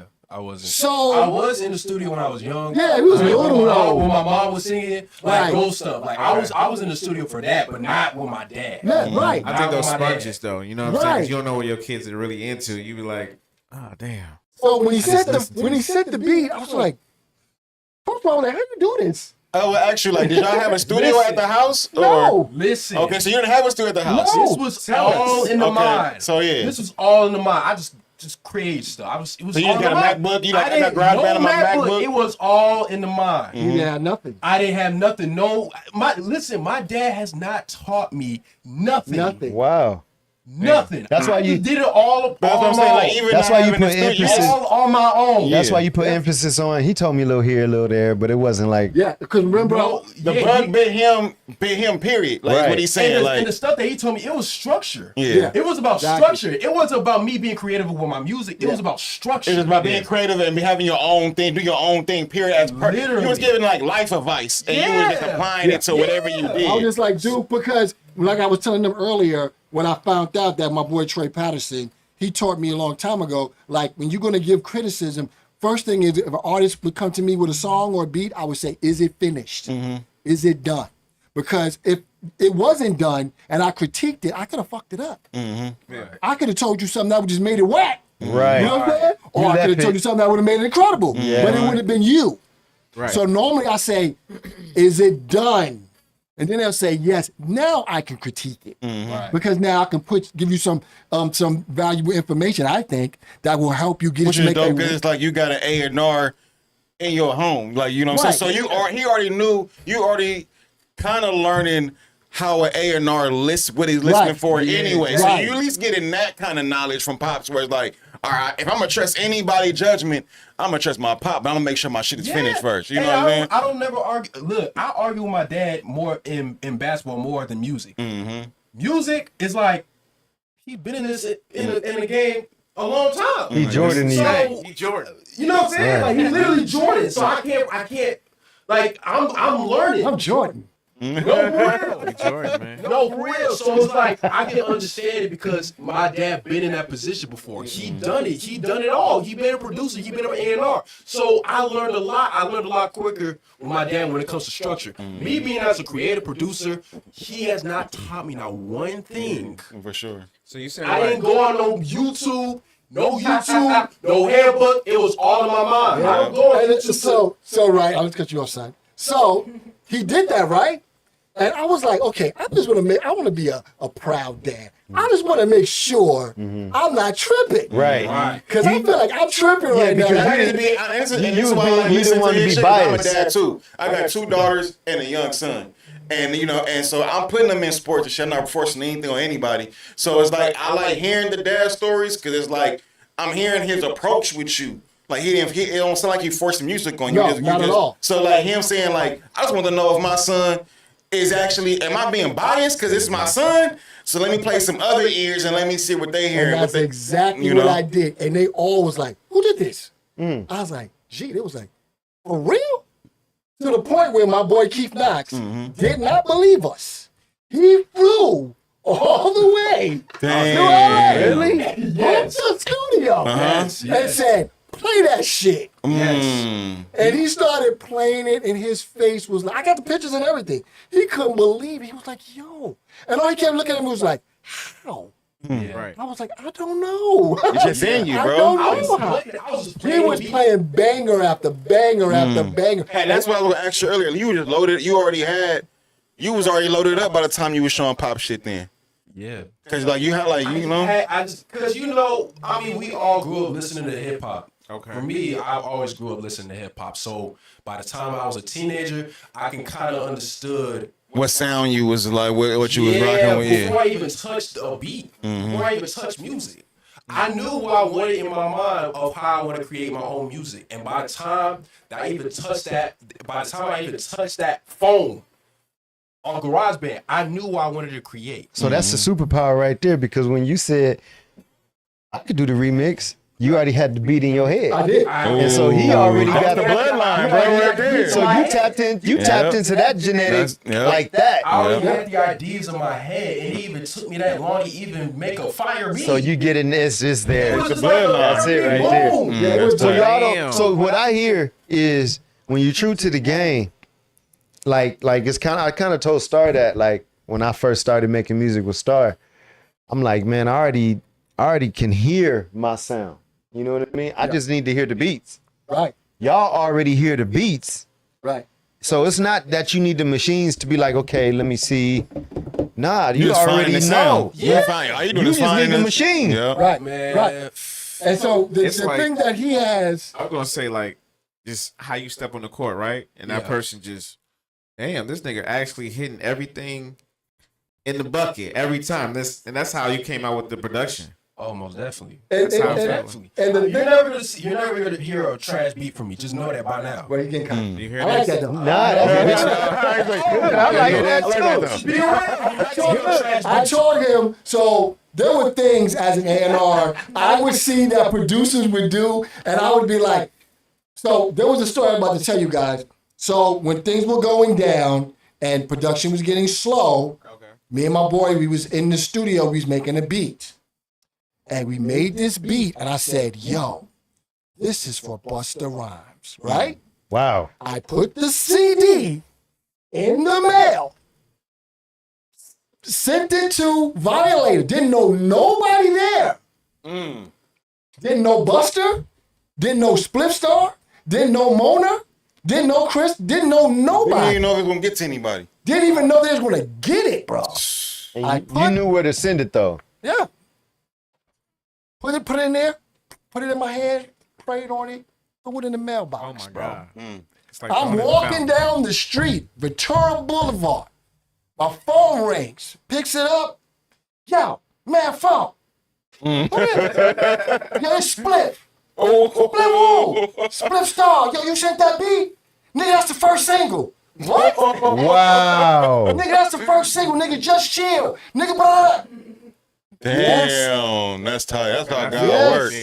Damn. Straight up, I didn't even know Split. That's crazy. Didn't know him from Adam, But bro. how did he know who you are? Because your name on Because I it? wrote my name on the CD. Wow. They went in the studio, did the record, And that's in the mail. Like that could have In got the lost. That mail. could have did anything. did Like the record. you had to go through a lot to get in that My hand. man, let me tell you something, brother. Every Christmas is a beautiful Christmas. Because guess where it's at? It was the first single for Friday After Next. What? It's in that movie. What? It plays every year. Which so one? except when he's running into the bathroom and when they're chasing what's the name When of they chasing Craig and Day Day? Yeah, no. When they're chasing the What's the crackhead. crack? Yeah. Oh, it's Ricky Smiley. Ricky Smiley. When he goes to the bathroom, it plays right there. That little band, that's it. Checks every song. Oh, I gotta watch it now. And it's a Christmas movie. So they What? play it every year. That's dope. That's freaking dope, bro. Every year. And it was the first single. Just put it out there. But that's what I'm telling you. You You really gotta- just gotta put it out. I there. tell people stay in line with God. Facts. That's right. That's one of my things. Amen. I'm gonna tell you guys a quick story. Don't let my son, because I know he's mad at me. And two, Like, He's still ready to I finish know. his sentence. I know. I know. No, It's a God moment though. It's like G2. It's a God moment though. It's a God moment. Okay, the last Coming thing. back, It's a though. God moment. So, in 2020, I died. What? Oh, okay. Yeah. I'm like, wait, I'm talking to you. Yeah. I'm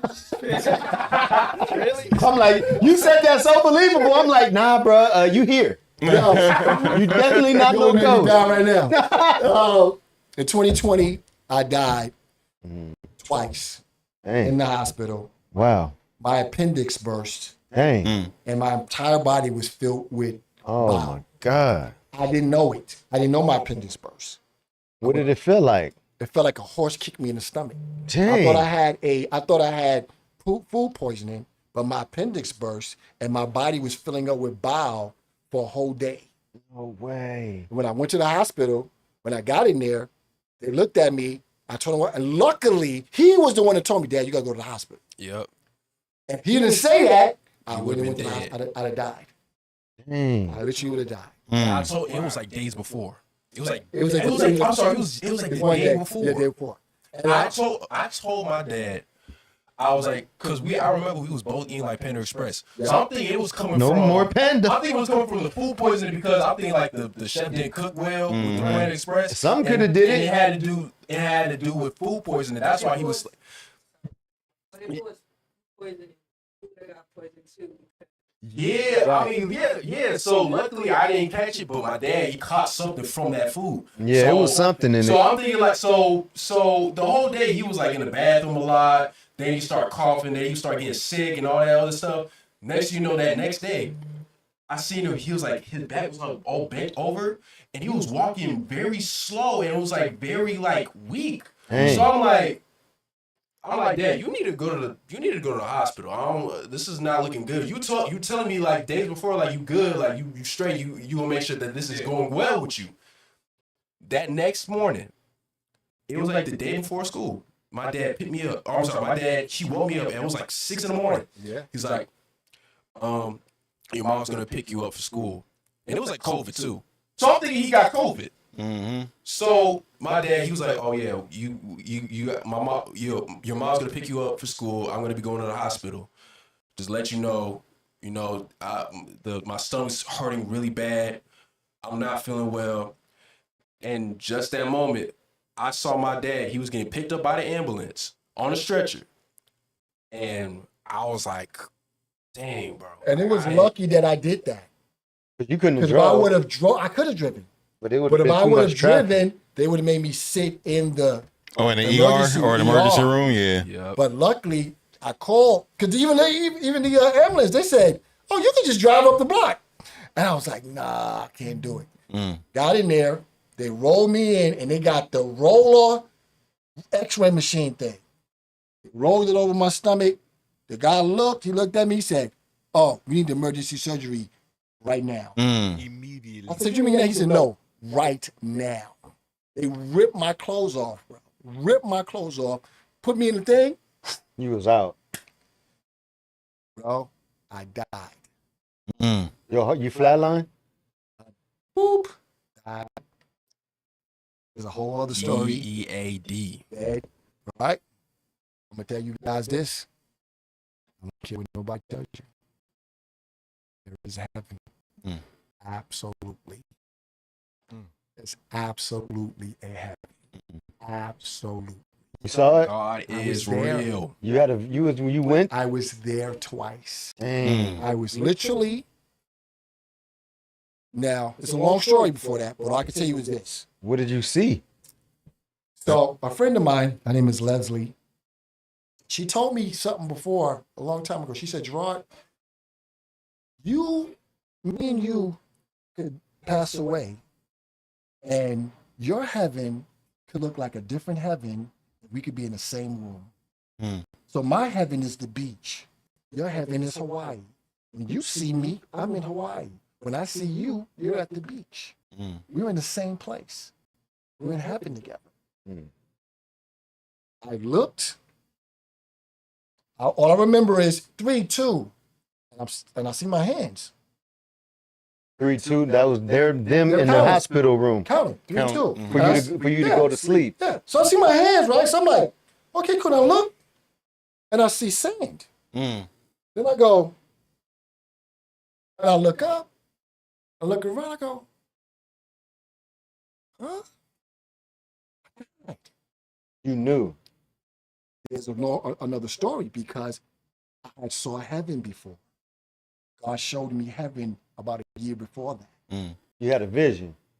He woke me up in a dream and showed me heaven. So when I died, I knew exactly where I was at. You're in that same place, I pretty was in the much. exact same place. What did you see? I saw. Like he's watching the ocean on a beach. It was like It was like I peace. made it. I made a visual of it. Yeah. And I drew it on a piece of paper. Let me tell you how much that was in 2020. It was a real. It was like real. I was there. It I felt literally real. was looking. Okay, this is how I know. First of all, 2 things. I can wake myself up from a nightmare. Literally go. This is a dream and wake up. Yeah. Literally, I can do that. Yeah, you kinda could did you that could the do other I that. do it all night. the time. This is Yeah. a dream, and I'll wake up. Right? In a dream, you see yourself. Mhm. I'm looking at my hands. It's you. I'm not looking at myself. Mhm. I'm looking at my legs. I'm looking around the room like I'm looking at y'all. Yeah. I'm like, what? I died. I'm looking at heaven. Oh, so what you're saying is you knew because you couldn't even wake yourself up. No, I was dead. I was like, oh my God, I died. I'm looking. Like, I died. That's when I knew I died, right? Back. I'm back in the room again. No way. I'm right back there. Wow. In the hospital room. I know. I'm back in heaven again. Remember I told you I died twice. Mm. I'm back there again. Was that you? Was that them giving you the shot? That was me. Yeah, I woke That was up. them That was me, starting my to heart stop in beat. your heart? Yes. And then I went back. I flatlined again. Oh. I don't know this. Mhm. You don't know what's going on at this moment. You just I'm just like, saying, yeah. God came to me. I always tell people this. I did not see him. Mhm. But he said something. You spoke. You were He came spoken. right here Mhm. and said something to me in my ear. Mhm. And I woke up, right? In the hospital. I was in the hospital for 30 days. I can drink no water or food for the first week. Remember, my entire body Yeah, was full of bile. bile. Yeah. I'm throwing up bags of motor oil. Damn. Yeah, look like motor oil, bro. I eat nothing. I'm talking all, I'm 30, I'm already slim. I lost 30, I'm crackhead. You know what I'm saying? Well, I I'm done. he was in the hospital for how many months? A month, no, like a month. A A month. month. When I saw him, when he got out of the hospital, he was literally in a wheelchair, skinny. I was like, I put a picture up of me when I came out. Skinny, underweight. It's on my page. So what God told you, you remember what he told Yeah. you? Wow. Yep. And I What told does the his voice person. sound like? I don't remember, but he came right here. He was literally right here, and he said it. And I know why he was saying it. Mhm. And I told it to the person. The person knows. I told them. Mm. And we talked about it a couple of weeks ago. He cried about it. He said, "Gerard, remember when you told me that?" Mhm. So when I tell people all the time, And he told you to tell somebody this. What yeah, you went. he didn't say it per se, But you I knew when who you he was woke talking up. to. Yeah, that's what I'm saying. I knew who he was Yeah, talking about. That's dope, man. And I That's told dope. them. Mm-hmm. And I tell people all the time, I don't care what you're talking about. When I was in the hospital, other doctors were coming to the hospital because they didn't believe I was alive. That's crazy. They kept going, this lady came out of nowhere, this black lady. This is COVID. They got the mask on and whatever, right? This black lady comes out of nowhere. I had to see you. Mm. She said, I couldn't believe it. So you started getting around different hospitals. The doctors were coming to the hospital to see me because with being filled with bile, a whole day's full, People died. And you weren't able to coming back from survive that. what you I was survived. dead. Yeah. How'd they get it out of you? Throwing it up. Yeah, you had his body. I had to His throw body it up. had a reaction to it. They Pretty cut much. me here, they cut me there, but I had to throw it up, bro. That's dope. That's They crazy. wanted to put the 2 month on. I was like, nah, we cool. I'm gonna throw this up. Blessing. Yeah, I was coming doing it. out. I was not doing it. Oh, what bags of motor oil, bro? Was there anything they could do? Nothing. It had to just come out that way. They couldn't cut me open. So- They couldn't put They me couldn't there. even help you no way. I had to just throw it It up. was all God. Bro, listen, man. Because most people I died don't from that. care what nobody tell me. Wow. The doctors were looking at me like, Mr. Harmon, you know you was gone, right? They said it to me. You was gone. They like, you flatlined. Yeah, they was like, no, you was gone, man. Twice. You was gone. We was ready to go. Wow. It's The a doctors would tell you that too. That's They what's were crazy. looking, I'm telling you, they were looking at me like, Yo. they were really looking at me like, I can't believe we're talking to you. Mm-hmm. When they showed me the thing, my entire it was all bile. Mm-hmm. They couldn't believe it. They couldn't believe they were talking to me. And I'm like, why is this? Why am I alive? Mm-hmm. Why did I get past this? And other things happened after And that's that. awesome. But the whole thing is this, like I teach him. People, so after that, I found out I had prostate cancer. Oh man, that's my biggest fear. Dang. So I got Black man. That's my Right. biggest fear. I ain't gonna so I cap. got prostate cancer. I'm still doing me. Damn. I'm like, yo, okay, cool. You just went through something hard, so But you know what it was? Somebody told me one day. I never thought about it like that. I never thought about, hey, Gerard, you went through this, you went through this, you went through this. it didn't I'm feel not- like that. To me, I'm just keeping it pushing. I got this kid. Yeah. I got my daughter. I got my granddaughter. And it's your only son, pretty much, right? Yeah. Yeah. So that's like you building legacy. But go ahead, bro. And you know what happened when that whole situation happened? Through that entire night, when he went through all that, Yo, what was your mind at, bro? I knew for a fact. I had confidence. I wasn't depressed enough. I said my dad's gonna be alive. So when he was flatlined twice, was you present? no. No, It was he just you He's there. going through this. He at I was home. COVID. He going through this. Yeah. Oh, that's right. They wasn't letting nobody in the hospital. That's right. Yeah. I forgot was about at my mom's that. house while he was going through all that. I was at my mom's house. My mom was telling me, "Oh, give you the updates. Your dad's not looking good." Ooh. Right, That's stressful. right. So I'm like, I was numb to it because I'm like, You already believe He it. gonna be You like, alright. He gonna be I was alright. like, he's gonna be all right. My mom was like, he's gonna be all right. You didn't have a feeling of death. I didn't have no feeling. I didn't have a feeling I of didn't that. have a feeling of I was the I person. Listen. I wasn't losing no hope. Yeah. I didn't Right. feel hopeless about my dad dying. Yeah. Listen, I knew for a fact, I was like, my dad's gonna make it. Yeah. I tell people With this confidence. all the time. He was like, my dad made it past the lobby lords. The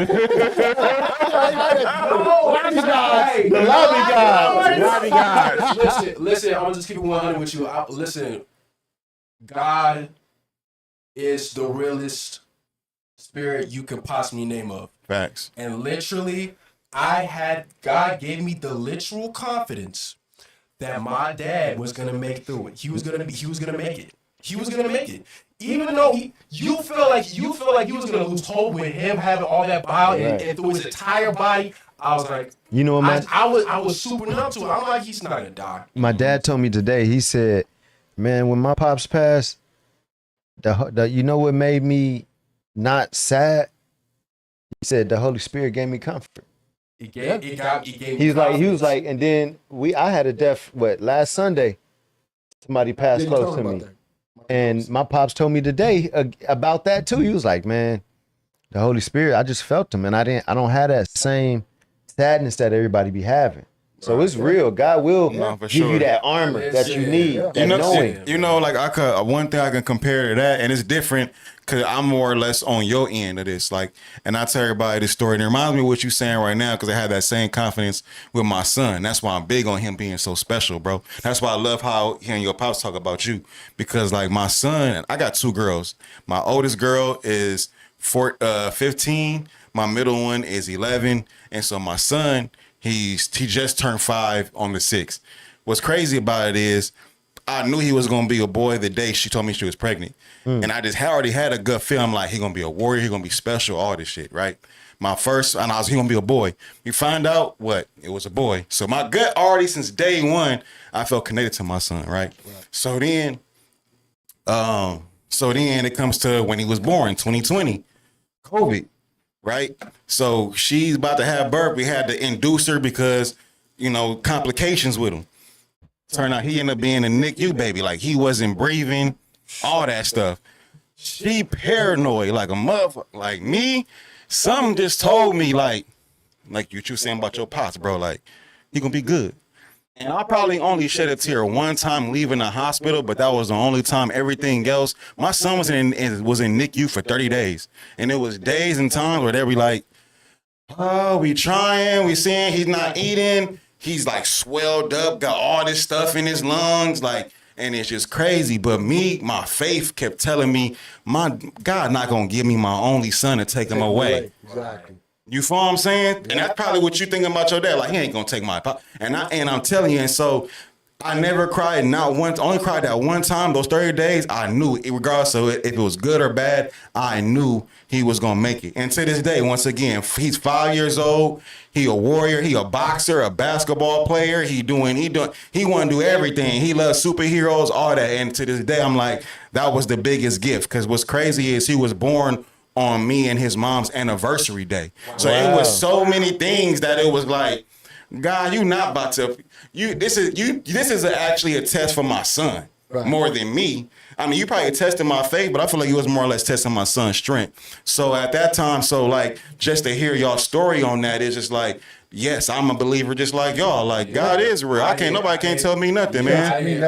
I didn't shed not one tear when that happened. You know, he gonna live. Yeah. So He's gonna be alive. what do you feel the reason is? Because you accomplished so much You know what? to keep you. So you asked me about the other name. They call me Harlem G, right? Right. So I used to be on this radio station. It was a Christian, rap Christian radio station. I'm not gonna say the name because I don't rock with the dude. He's a sucker. And it's the radio thing you won the award for, right? We won a Stellar Award. I think you probably the most gangster person we interviewed, my G. Before you finish, this is why I love how things are going, because you guys are like, you may think like, man, we ain't talk about me, but you low key answered my questions when you was telling your story, bro. So, and right now I wanted to ask you about the radio, but we got past it, and so you going back. You guys are already answering most of my questions, so this is great. You guys are doing great to me. Thank you. But keep it up. But go ahead. I still want to go ahead and see some more because We got you. But no, finish your more questions from. Finish your radio story. Go ahead. Back to the Starr. Go ahead. Now, Back to the Red Star. so I was working on a radio station. I came up with this thing called the God Flow Show. You can look it up on YouTube, Instagram. Basically, what it was I tried to figure out a way where we can promote the station. So what I did was I came up with this thing called the God Flow Show, and what I would do is I would put a beat on in social media, and you would have to rap to the beat. A gospel rapper would have to rap to the beat. I would pick out of all the submissions, I would pick 5 or 7 beats, and we would play those 7 submissions on the radio show. And then I would pick a winner, and that winner would, the prize was to have your record played on the station. And I made it up, the whole thing, the logo, everything, right? And the guy who I was working with, he loved it. Well, what happened was it got super popular. Wow. It got so popular that they were trying to push me to do my own show. But they wasn't paying me for the show. So you were kind of more of a showrunner at this show at first. I was a personality on the show. Okay. It was a segment on the show.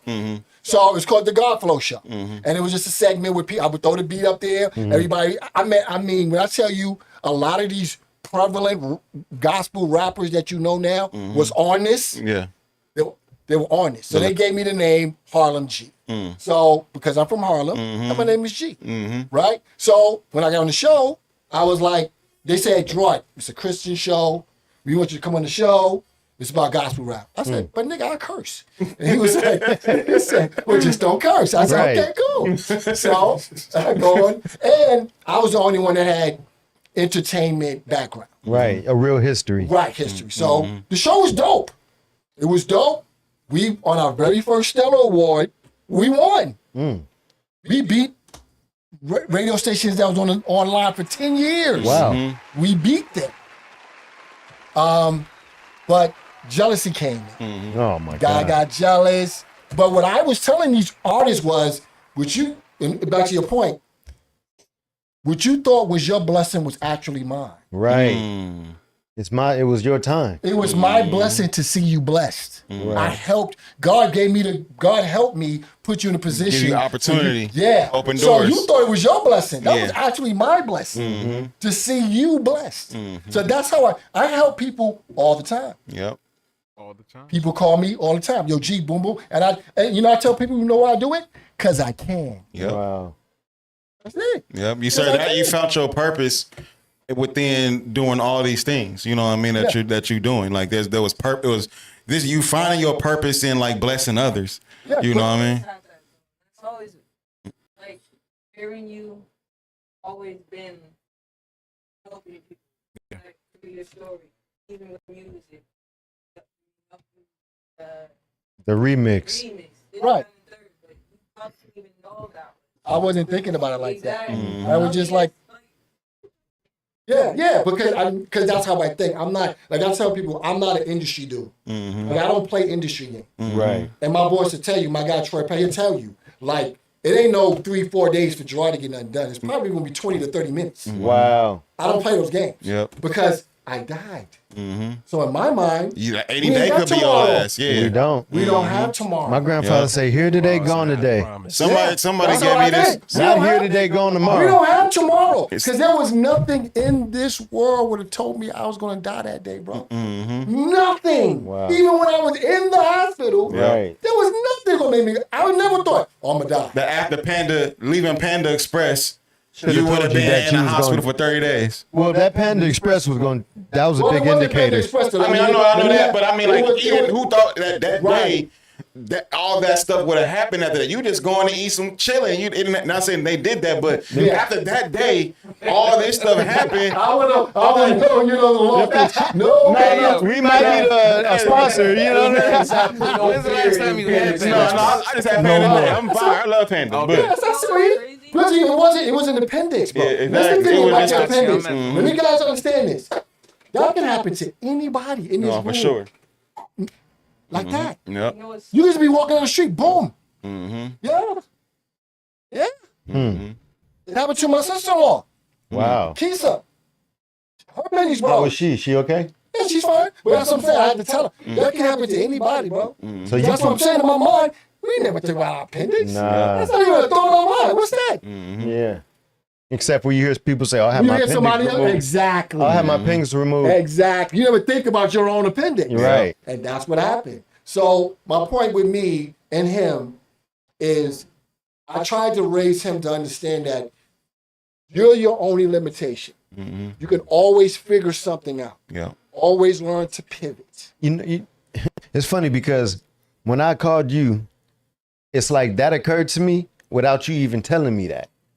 Just from knowing you, Right. talking to you, Right. or meeting you, it occurred to me. Hey, you know what? Let me get some knowledge real quick. Yeah. And I could tell when he called me, he was like, you sleep? I'm like, nigga, I ain't know. What you talking about? No. I'm like, oh dang, I done woke the nigga up. You sleep? It's 8:30. It wasn't late. It wasn't late. I'm only gonna call so late. You feel me? Somebody said liquor store legal said he helps me with my business with Oh, marketing yeah, all the that's time. Kim. That's Kim. Kim. Yeah. Hey, if you need some legal, liquor store legal. Trust Hey, me. okay, He got you. easy, He got you. easy. But yeah, when he called me, I could tell he was kind of like a little reserved a little bit. Yeah, 'cause I I'm was like, bro, what man, you I mean? wanna- boom, boom, boom, boom. He was like, oh shit. I was Right. like, bro, I'm not gonna. I told you, Yeah. I'm not an industry nigga. Right. And I told you, if you call me, I'm going to pick up. Yeah. I told him that. Yeah. That's love. He answered So when he too. called me, I was Answered like, what? and got some knowledge. Yeah, I was like, what? What you Ready, need? about to go crazy. Yeah, and I just like boom, boom, boom, boom, boom. Yep. We broke it down. Yep. And I said, come on. I was like, I'm out, bro. Yep. Click. Click. No fluff. But I want you to hear more from my son. No, what I want to ask, this gonna be a question for both of y'all, so both of y'all can answer. And it's like, so my question for both of y'all is like, so right now we got two different generations right now of music on the panel, as we can see. You know what I'm saying? We got the beginning of the hip hop, and we got, you was born in probably in the middle of when everything was going on too, and into now. So we got two different eras. My thing is like, do y'all have a favorite era? And then also want to know what your influences of music as you was growing up. But right now is, do you guys, especially you, like, do you guys have a favorite era of music? You know what I'm saying? Or what is your favorite? What is your favorite era of the hip hop era? Favorite era of hip hop, 2000. Okay. 2000 was like, it was. 2000 was like y'all 90s or 80s, bro. I was Damn. it was like that. It was like it was colorful, but it just needed a little bit more flavor. That's all like Neptunes and all that type of sound right there when at that Neptunes time. came out, listen. Pharrell and all listen, them. Wait, G2, how old are you? I'm 20. Okay. I just turned 20 last month. Okay. Mm-hmm. So at that time, hip hop had a lot of color, but it just needed a little bit more flavor to it. Mm-hmm. You know, it just needed to be a little bit more sweeter. Mm-hmm. And that's kind of what it was. Yep. It was one of those. It was just Yeah. everything was just perfect. Like, it was just a great time. Like, and to this day, I still wear 2000 because I hate this new generation. Yeah. Don't say that. Listen, I wish I could look, man. I'm sorry, but Yeah, but that's what it's He starting. got Like checks my from all daughter too. now, she wear baggy jeans and all that Yeah, stuff. well, yeah, I'm that's, like, well, yeah, you know, that's the 2000s era, you know, kind of era, don't like get me wrong, a lot of people, 3XTs. yeah, like, don't get me wrong, but a lot of people throwing back with the baggy jeans. Yeah, we You throwing know it what I'm back. saying? So Mhm. they throwing it back. So yeah, it was. But that's good. 2000. Yeah. So I still, to this day, I still listen to 2000 music. I love 2000 music. T-Pain, that's my biggest idol. I always love his. Hey man, T-Pain? I'm a big fan of T-Pain too. Man, shout out T-Pain. His production is crazy, Give him his bro. flowers, bro. And writing skills, all that. Like that's a good artist, bro. That's a good artist. That is my idol. You know, he was. I don't want to say he was the first one to do auto-tune, right? I was He saying, made it. He Well, made I'm it. saying now- He made it popular. He he made it more He popular. sang with it. Roger the Troutman way is they the sang it. originator. Right. I can't give it I to think Lil T-Pain, Wayne but made, he made auto-tune popular in rap. nah, not like Wait, rap? T-Pain. No, Not T-Pain like T-Pain. sung with it Lil though. Wayne Lil used it. Wayne rap though. Yeah. That's two different things. Yeah. Oh, Yeah. okay. Well, I get what she's saying. I see what you're Yeah, saying. okay. Yeah, I get what you're saying. T-Pain, he sang with it. That's my biggest inspiration. Right. That's See, dope. though. He can Right. sing. Yeah, He he can rap. can He can Yeah, rap yeah. too. That nigga He sing can for rap real. too. He can absolutely sing. Yep, for sure. You know what? See, I'm different because I'm a music lover. Yeah, you have to love everybody. I love every era. I love music. Period. Point blank. So even today, I can find elements of the music that I like. Like one of my, I like what's the dude with the dreads? Trippie Redd? No, that died from Chicago. A lot of them got King Von. Von. Yeah. When they introduced me to King Von, he was like tripping, like, "What, you like this?" Yeah. Like it was. Okay, so You met King Von? no. Oh, okay. No. Oh, okay. So Damn. my production style was always this. When I made beats, my whole goal was to make people fight in the club. I was saying, your sound like it was more like aggressive. That's exactly what it Yeah, was. My whole goal was to make them go, be freaking mad, angry, and fight. Like Lil Jon. Right. So the whole beat would be like, if you listen to the dun, dun, dun, That's what I said. The high five and remixes like right. that. Like it's all aggression. yeah. Like I love aggression. People be getting, I'll be laughing like, yeah, okay. It don't bother me. Aggression doesn't bother me But at your all. natural energy is like a forward force. Right. People tell me that all the time, and I can't stop it. I gotta. Can you calm down? I Can you can't. be I can't. relaxed? No, I can't. Because you know what it is? I'm Like, always. that's the New York in you. That Like, is. a lot of people from It New is. York, they New York move be like It's they see it and never sleep. So y'all just you know what it is? Exactly. Because what it is this. I tell people all the time, New York is based on time. Right? New You York know- minute. Right. So off the I like you. I'll make you understand what time means. So most people who live in New York don't have cars. They get on the train and the bus. oh, So everything if gotta I be timed miss my out. train, I'm gonna miss my Oh, bus. If I man. miss my bus, I'm gonna man. miss my TV show. I miss my TV show. That's crazy. See what I'm saying? So the energy is always moving forward. Yeah. So my motto is always moving forward. I always say that, moving forward. Yeah. And I hate going backwards. I hate it with a passion. Yes. So my father always told us, if you're gonna come correct. So I try to make sure that there's no ifs and buts in what I do, because I don't want to go back and do that shit again. Facts. I don't. I hate it. But you know what? That's crazy because when you look at it like that, New Yorkers, they basing everything on the train, the bus, then they got to walk a block, then they got to, hopefully that old woman ain't walking up the stairs at this time when I get Right. into the house. Right. So for you, going backwards is like literally going back through this rat race. I don't want to do that shit again. I just don't. You have to move forward in New I York. have to move forward, and that's how I do stuff. I try to get it done. I try to teach him that. I try to teach his sister that. That means you have to be efficient from the beginning and every step as you take it. And don't show it until it's done. I don't show it until it's done. If it's not, because I don't want to. So somebody could mess it up and Yes. breathe on it and mess the energy Right. up and Say some dumb shit to me, and now I'm back at him. You know what I'm saying? Like, I don't want to do that. So like I said, with him, once again, I don't critique his beats until he tells me they are done. We have an artist right now. So I've done rap and R&B my whole career. So my boy Trey Patterson's like, yo, G, I got this pop artist named Bradley in Canada. When I met Starr on, I was working with a young lady by the name of Zatois. That's just why. Zatois Crazy singer. is, let me explain this to you. Janelle, what's her name? Aiko. Janae Aiko. name? No, Janae Aiko. Okay. Janae Aiko, all those girls with that vibe. Zatois is the essence of that. She started that. She started singing like that. She's one of the smoothest dancing she's like she's She did it all. incredible. Like she danced for Missy Elliott. So that shows she a you dancer, too. how dope of a dancer she dope. is. Her voice is ridiculous. She was so dope that she doesn't even look like Aaliyah, and they wanted to cast her as Aaliyah. Because she can embody the essence She of embodied Aaliyah. the essence. Even Missy Elliott started calling her baby girl Wow. when she met her because she Remind her embodied of that. Aaliyah. Right? So that's the first act I started working with. That's how I met Starr. And I went to school with her. He went to school with her. That's Oh, crazy. really? How was she in school? Man, cool, laid back, sing. You know, what was that like? Nutrition. Yeah. The little, we beat on the table. We did rap battles back in the day. Hamilton, shout out Hamilton, Hamilton. yeah. Super dope. And so Lot Jatois, of talent out of Hamilton. Lot of so time. Jatois was like that person. You saw it. You saw that. Was that person? She was that person, bro. Like she was incredible. Like, How's she now? Was she? well, she's no longer doing it. She did something before. I haven't spoken to her in a while, but that's like my daughter. I love her to They put death. like little teasers out Yeah, there. little like, teasers. Okay. I haven't. And I Okay. would love to hear and talk to her again. I've been trying to reach out to her. Yeah. Actually, somebody reached out to me about her about a week ago.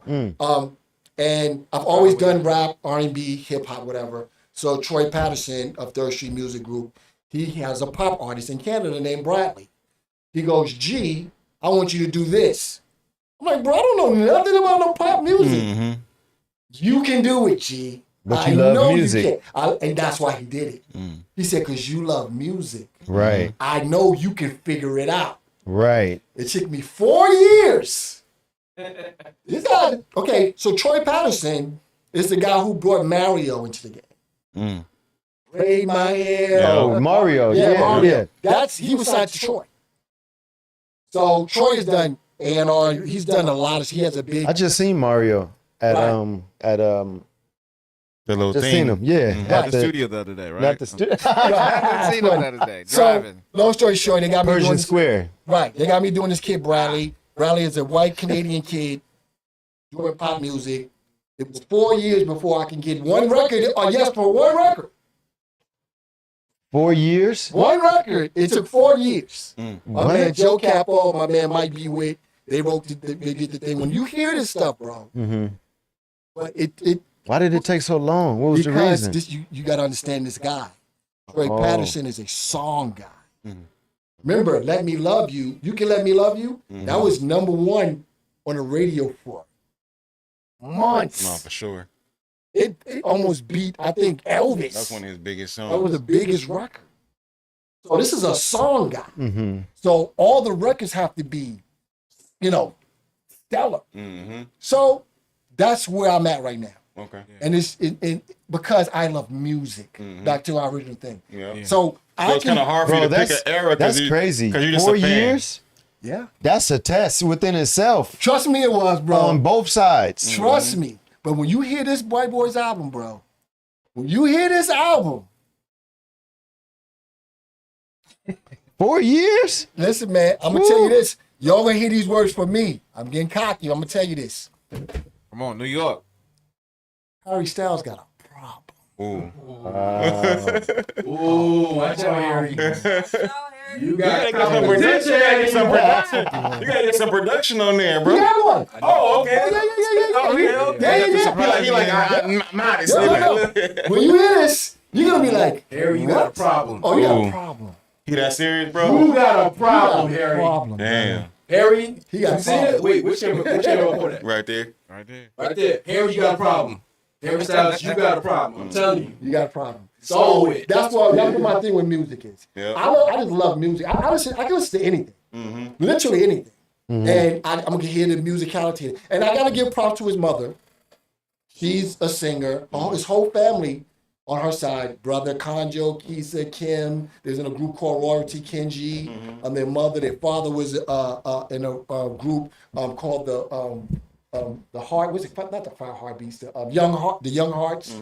So this goes back. Yeah, incredible singer. Charles Ingersoll was my Right. grandfather. Right, his grandfather. So he has a musical lineage on their side, not on my side. Oh. On his Wow. mother's side. That's a fact. And like when I tell you they can sing, Cause I know I already heard now when you start breaking down like, cause when I read the Love for Her part, I was like, that sounds familiar. But then when you said she was Cisco, I was a Cisco fan. I listened to Enter the Dragon, I Return to the Dragon. I heard it. That's what I was saying. I knew. Their song was They called Can I Live? Or something like that. Yeah, I know, bro. They had a I song know. called How's It Gonna Be? How's It Gonna End? Yeah, Is it? Warren Campbell did. Yep. Yeah, Fire. Yep. so he has a musical Yep. lineage, you Yep. know, Mhm. with him. And you know, I'm just happy to have a good kid. And I want to ask you, that was one of the questions I asked you too, like with your, like with like the background from pops and the background from moms, and then your sister do music too, who you help produce. I want to ask about that too. But like, so like you being around this circle of music, like how do you ever feel pressure from that? Where like, or like how does it feel being in like this musical family? Like, you know what I'm saying? I don't think about it. I just think all Would of it them. motivate you, inspire you? Like, what's the energy that, or you don't even really, it's like regular to you, Look, like. it was regular to me, like everything. I was so used to it. It wasn't pressure because at the time when I was young, I get to do whatever I want with my life. At the time, my energy was towards basketball when I was younger. So music wasn't a thing.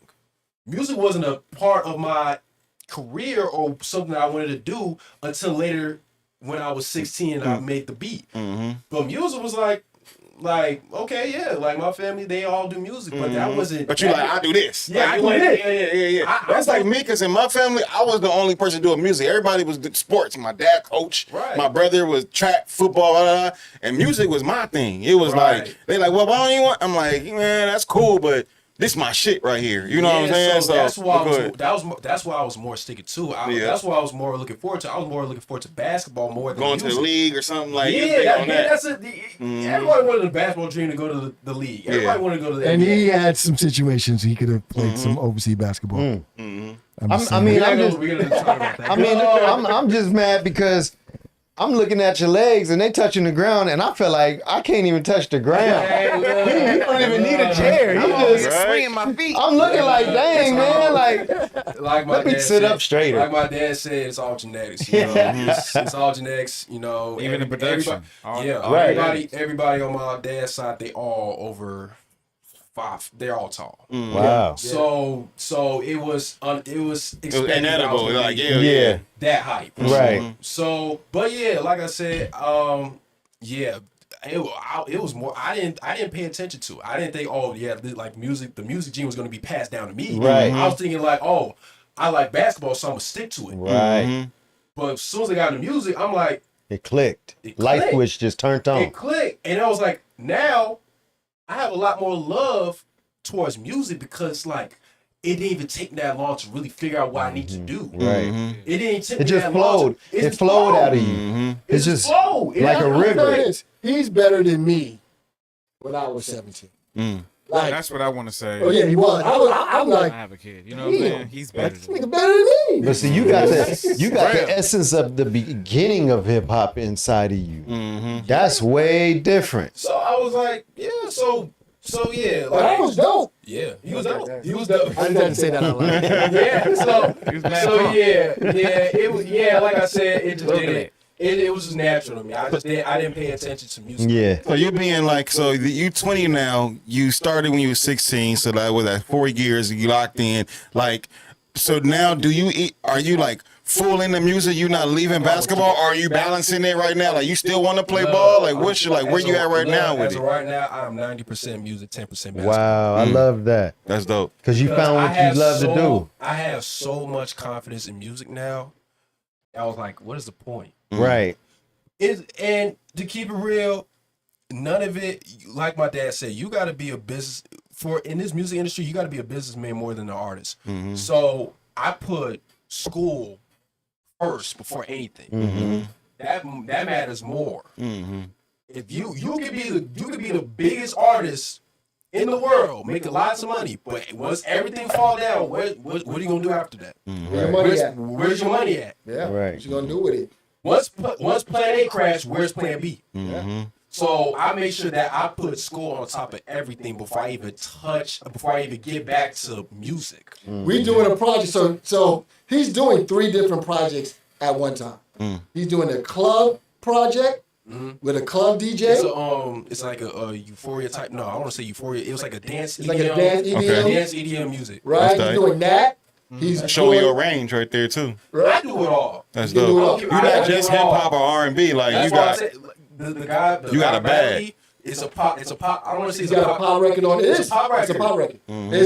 It'll throw you completely off that he did. I literally do it all. So That's yeah. why I love music so much, because I can literally do it all. You could be free. I can Right. be my own creative Right. person Yeah. in any genre. That's how much I love music. There's no Yeah. limitation, like Pop said with the water. limitation. Like you know what I'm saying? Right. Like So he got that. Then he got this project he's doing with his sister Gigi. They have a group together. busy. And then he's working with her on her project, but she's also working with other producers as well. you got a collab project with Sis, and you producing her solo project, pretty much. Some records on there as Yeah, well. that's dope. So just to, and the reason why I wanted him to do that, because I want him to be a musician. You gotta have range, like gotta- just be don't just be this box. Yeah. Yeah, because at the end of the day, a producer means if they call me and said, Gerard, I need a track for some opera. I'm gonna do that. They said, Gerard, I need to do some merengue. I'm gonna do that Right. because my mind is music. It's Right. not, you know, what In I'm a saying? box. Yeah, You're not like, it's oh no, I don't do that. I do rap. Yeah, Right. yeah. I've done all of that. Yeah. I've literally done all that because the guys who taught me, Ralph Roll and Armando Cologne, I have some great teachers. Yeah. I had a Ralph Roll, I had Armando Cologne, I had Vincent Henry, I had Lizette Wilson. All these people are incredible musicians. Now understand this. I can't play nothing, but I can make a record. No, for sure. Meaning sports wise? No. No, You he mean can't like play make an instrument. Oh yeah. I can't play nothing, but I can make a record. Yeah. Oh, yeah. But that makes sense because I'm the Because same I way. understand Your chords, instrument, yeah. I understand keys, I understand melodies, Yeah. I understand flat, sharp. You don't have to take a class for that either. You That's just need the self-taught. people who can do it. No, I can start it, and then they'll just finish it. Right. But I can start it. I can do the whole thing. You can give them the idea. Whatever. I can do all of that. Yeah, That exactly. sounded, You know what I'm saying? That sounded like Excite Bike Yeah, 64. exactly. Excite Right? Bike from But I can do Nintendo. all that because they taught me musicality. Right. I understand how music is supposed to sound. And And- a little bit. Right. And so a lot of people don't I'm teaching, that's what he's learned. I learned that from Starr. Like Right. like Starr taught me and Tone. Like when they had me in the booth and they like, nah, that didn't sit. I'm like, sounded good to me. They like, nah. Now they know. It ain't gonna sound good when you hear it. Yeah. I'll sound do good something everywhere. right. And so that was my first time having to trust somebody else's ear. Yeah. Cause I ain't never had to trust somebody else's ear. I can trust like you, okay, hey, hold this for me, I'll be right back. Yeah, you could Because a lot of times you can't hear what's coming out of your mouth. They can. right. They can hear flat and sharp. You can't hear flat and sharp unless you just, you know what I'm saying? Like, Right. I'll be in the studio and they'll be like, yo, G, you can sing. I mean, no, I can't sing. I can fake sing. Right. You know what I'm saying? I can make you think I can sing, A lot of but the I writers- can't sing. A lot of the writers today can't sing. Exactly. Jermaine Dupri can't So sing. it's just me knowing how to make it sound like I can sing. You know what I'm saying? So people are like, G, you can sing. No, I can't sing. Right. You know what I'm saying? Right. So You just know how to get close to that pitch right, that you get want. close to the note or get close. Right. You know what I'm saying? So that's a musician. That's a producer. Yeah. And that's what I'm trying to teach him, to be a producer. So if I call and say, hey, I need a record for John Bon Jovi. It's music, bro. Right. Do you plan on getting into G2? Do you plan on getting into your rapper bag too, or your artistry bag too, or you just strictly right now on your Mother's pushing production? that. First of all, His mother's okay, pushing that. we not look. This is not. We not gonna talk about like the vocal part yet. But He's me rapping being a- on something. Look, me being a rapper, that's not even. I do not think about rapping. Okay. You That's don't not- think about rapping? I do not think about. I That's tried, good though. I like that I tried, I don't got the because you voice. stand true to you stand true to yourself. Are you thinking about ever getting into the artist side? Like Kanye produced and he got into his artist bag. You know what I'm saying? Like you yeah, but I look Pain, you know, the Dream, all them, you know. Yeah, but it's a lot of figuring out to do if I really want to do that. Right now, it's like you mastering this side of. Yeah, I'm definitely mastering. I like that you know where you at. You know what I mean? Plus, Like, the fact that that shows you how much of a student of the game he is. Where he like, if I'm gonna get into that bag, I want to like. it's going to I wanna evolve. learn it It's more going to about- evolve to get You there. know what I'm saying? I definitely want to learn it, but yeah, the vocals I can't do it. I got Yeah. it. I wouldn't say I can't do it, but I just That's not an option right You now. got the confidence. You feel true to the I don't got beats. Huh? You feel true to making I feel beats. true to making beats, but here's the thing: it's not even about me just being a vocalist itself. I can tell the artists of like what they need to fix. That's me being a producer. You gotta help the vocalist, not Yeah, just you for making sure. the beat. You gotta help the Right, vocalist as right, well. So I right. can give you my ideas of how I want you to approach the song, how I want you to do the high notes, how I want you to do the low notes. That's how you're supposed to be as a producer. Right. You're supposed to do all things. Right. So I can literally help the artist of what they need to do in the song. But I mean, I don't want to say I can do it, but you just got to see it for yourself in maybe Right. 2 years. Right. Let it evolve to that No, for place. sure. He's still 20, bro. So still 20. 10, 5, 10 Yeah. years from now. I you can't can't go say- ahead. I can't go ahead and tell you now that I can sing or rap. Yep. You just got to figure out yourself. Right. And you said something key earlier about the business part. What me and my his mother taught him was that, and I was explaining this to I'm sorry, I forget her name. Jay Flock. Jay Flock. I'm sorry. I don't know. Jay Flacco. Yeah, you did. Jay Flacco. No, I did dirty. I'm sorry. Dang. Just call him Gerald. Yeah, No, call I'm me Gerald. You got a just Gerald. You messing get with one. You got a Gerald. He said, you get a pass. So look, you are more. See, you did. On Dang. accident. On accident. So you are more of a business person than an artist.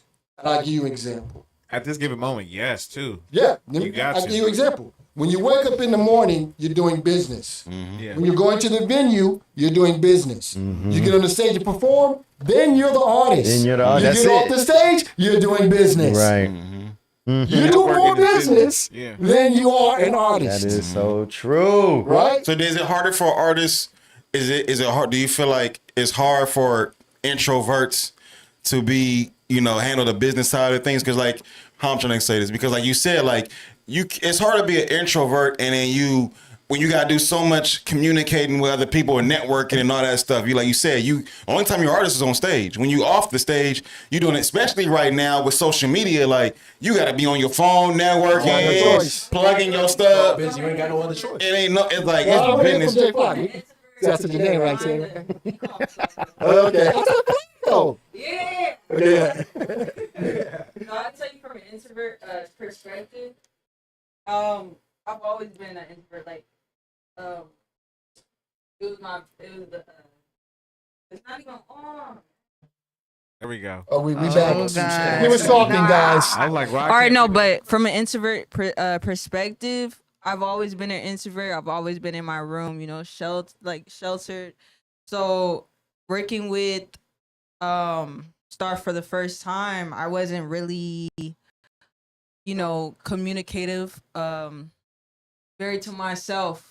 So it was a lot harder to even put my music out there. I've actually procrastinated for very long time to even be on the business Need that side push. because of the fact I was so scared of how people would perceive me because I don't like being perceived and they don't even know me like that. So it was but now it's I go to parties and stuff. I talk a little bit. That's her pops in the red hat, right? Yeah. So and yeah, my pops was into music. That's where y'all connect, cause you got from my background of the history, like your pops was in the music too. So crazy because my dad actually wanted me to play ball, but I didn't want to play ball. I wanted to do music. He wanted to play ball too. Yeah, he was a baller, but yeah.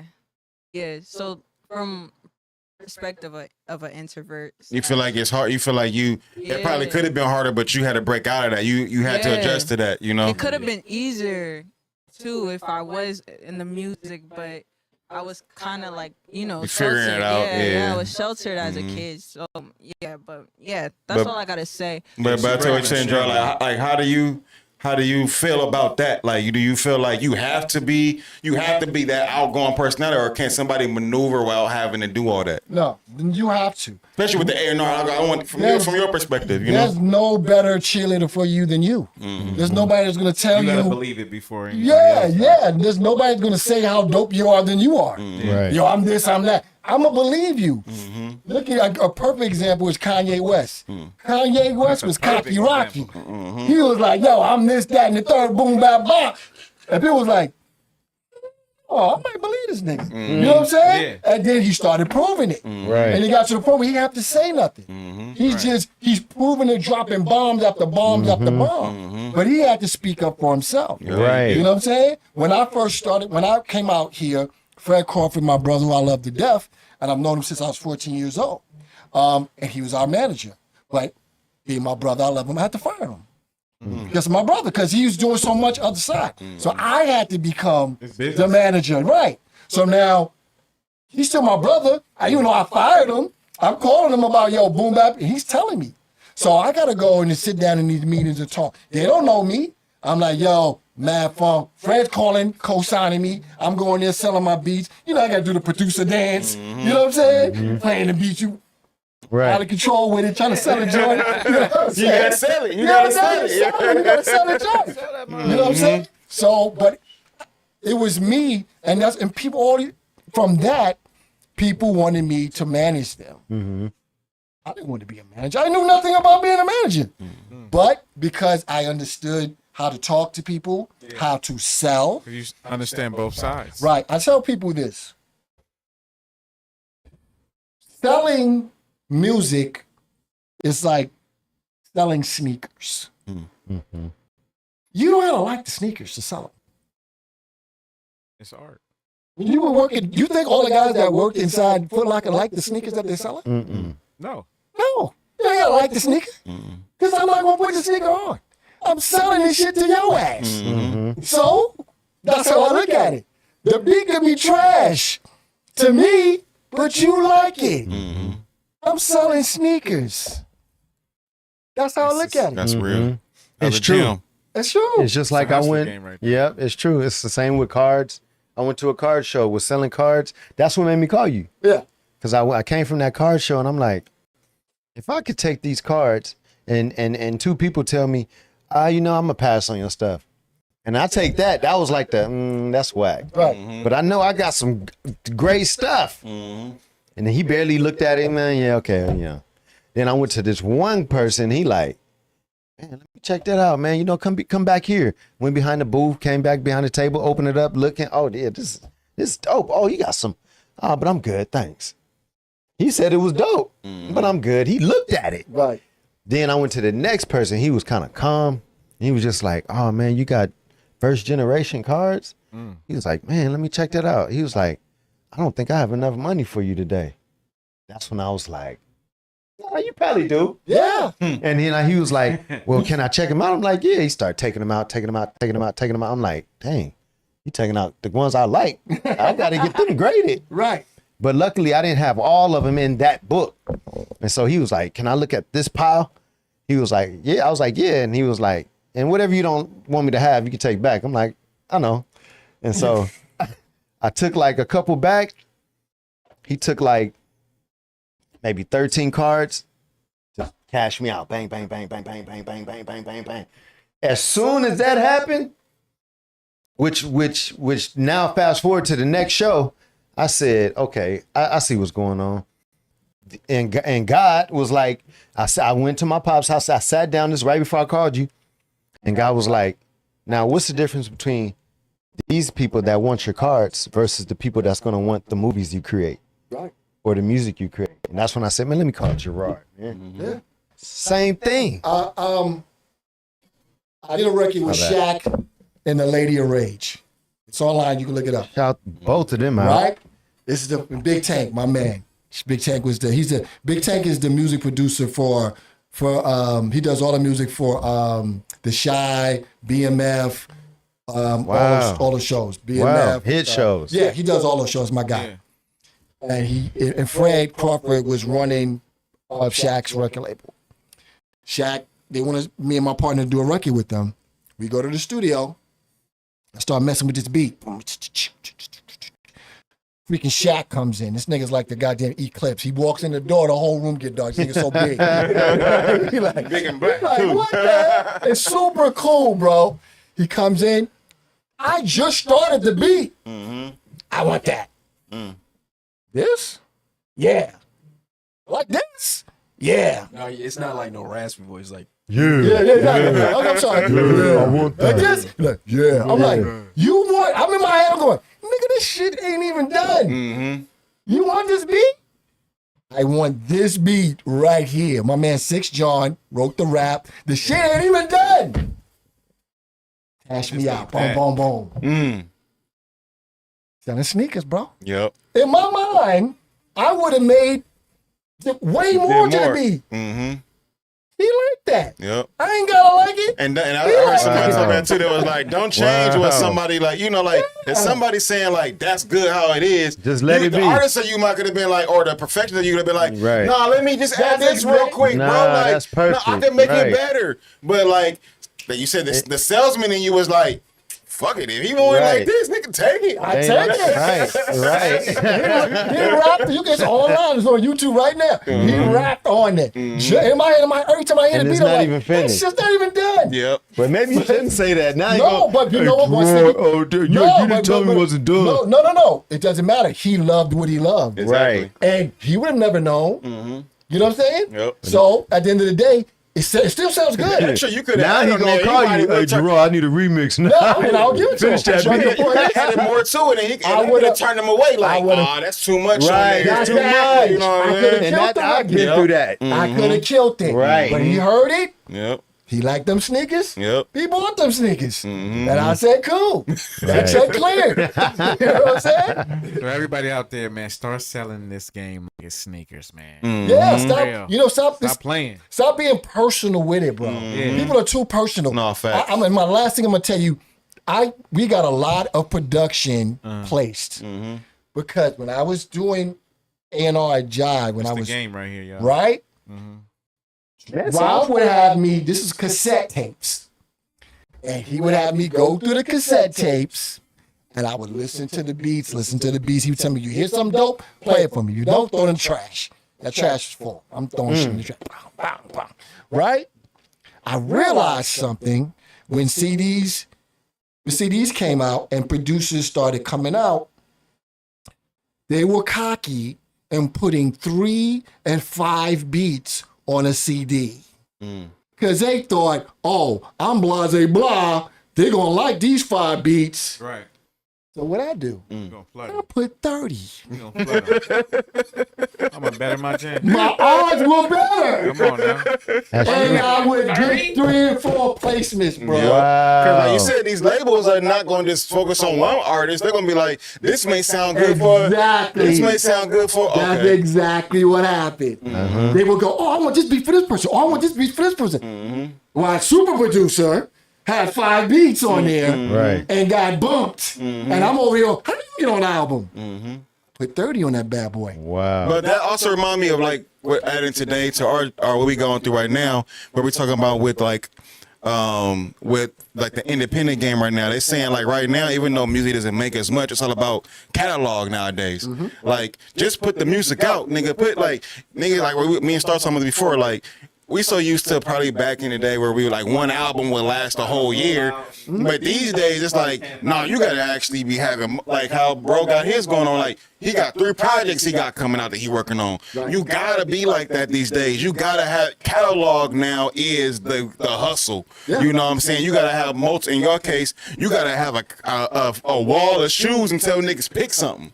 You can't just be like come out with 3-5 shoes and be like, you don't like hey, these, your feelings. Bro, you know? you don't like these, here's some more. Right. Here's some more. Here's Exactly. some more. They're going to find something. They're gonna find You know what I'm something. saying? Something's going to hit Yeah, him. exactly. They're going to find something. But Yeah. you throw them 3, man, I'm super producer. You ain't like my 3. Hey, something wrong with you. What's wrong with you, nigga? Fool. You got G2 with 30 on there. Oh, I like those 3, 4. Right. You give them half price. Right. Boom. Now that half price, they got them on a record that's blowing up. Yeah, you need full price. Yep. And But you placement. gotta, stop with the. All the money you can give me. Well, let me tell you this. let me just say this too. You young producers with your beat stars, you're screwed the game up. You're actually screwed the game up. I was telling somebody this. When I was young, when I was getting checks as a producer, my dad was a lieutenant in corrections. I was making my dad's salary Dang. on a beat. When you were 18. Yeah. That's a lot of money when you were 18. Oh, I blew a lot of money, bro. Me and my partner Keith, we be talking about all the time. To us, when we had 20,000, we was broke. But that's that Harlem thinking right there. That's Harlem thinking. For real. We be like, how much you got? I got 20. I got 20. I'm broke. Damn, dude. Ain't that We be broke Harlem? with 20 grand. No. That's not Back in Harlem? the day, in the 20s, whatever, the checks was lovely. The checks was lovely, bro. 20,000, 30,000, Kinda easy. 40,000. Easy. Timbaland said he got 50K on 100. Oh, for him, easy. He was getting 100 something, easy. Pharrell, easy. That money was easy. Nothing. I'm going to Camarillo Mall. We going to Beverly Hills. We blowing it down. Yep. Nothing. That's label money. They blowing Nothing. that. Now- Give them that. I had to tell a producer the money I had to give him for a remix. It took me 2 weeks. I couldn't even say it to him. I was like, I gotta say this shit to this nigga? It was like, bro, these stars, they fucked it up. Producers selling beats for $5. That's leasing. You can get it. The exclusive is 200, but still, even though that's a lot to niggas now, but to back then it's Bro. like, nigga, it was 2,000 or 200,000 back then. I You know? wasn't. Look, my man, Fred Crawford told me one thing. We ain't going in the building unless there's a check in there. Right. There's no check, we ain't going. For what? I done been to the parties. We got chicks, we got bread. Why are we going in here? I'm like, is a check in there? We going. We not going in the building. Yep. 15 rocks was nothing. That was paper. That was throwaway money. Yeah. Now, 15 racks, that's probably a nigga whole album. Dang. That's how much you spent on the album. That was nothing. I posted a picture and I put back in the day and I just put the stubs under the mouse on my Instagram. So many people commented. Like, bro, it was like that. It was nothing. Now, you young boys, you did yourselves in. I think Scarface talked about that on Shannon Sharp's thing where he was like, he hasn't been dropping music, and Sharp was like, why? Like, he's like, man, the streaming game fucked everything up. He was like, man, he's like, I'm used to, he said, we getting pennies for these songs these days. He said, back then when we was out the trunk, nigga, we was easy to become a millionaire. Nigga, we selling like, we doing that out the trunk, we selling $10, 100,000 CDs. Nigga, we making that easy. Like, Dude, I'm at Jive. Keith Murray is out in front of the building on his, what was it? I think he had a Lexus, selling CDs on the top of his car. Just chilling. His Jive record CDs. It was money. He was just like, boom, they gave him a stack of them, you used to have promotional use only. He's selling them shit, bang, bang, bang. friend off. Eating, right. Now, come on, man. Yeah, that's how he's. But you know what? In Japan, they still selling CDs. Yeah. They went back to vinyl. Wow. Yeah, they went back to vinyl. Right. We gotta. They got Tower Records and everything. That's what I Itchy. love Tower Records. Shout out Tower Itchy Records. Bond. You want to talk about Tower Records? Yeah. Oh, I love Tower Records. But the game is bad because there's no integrity in the music.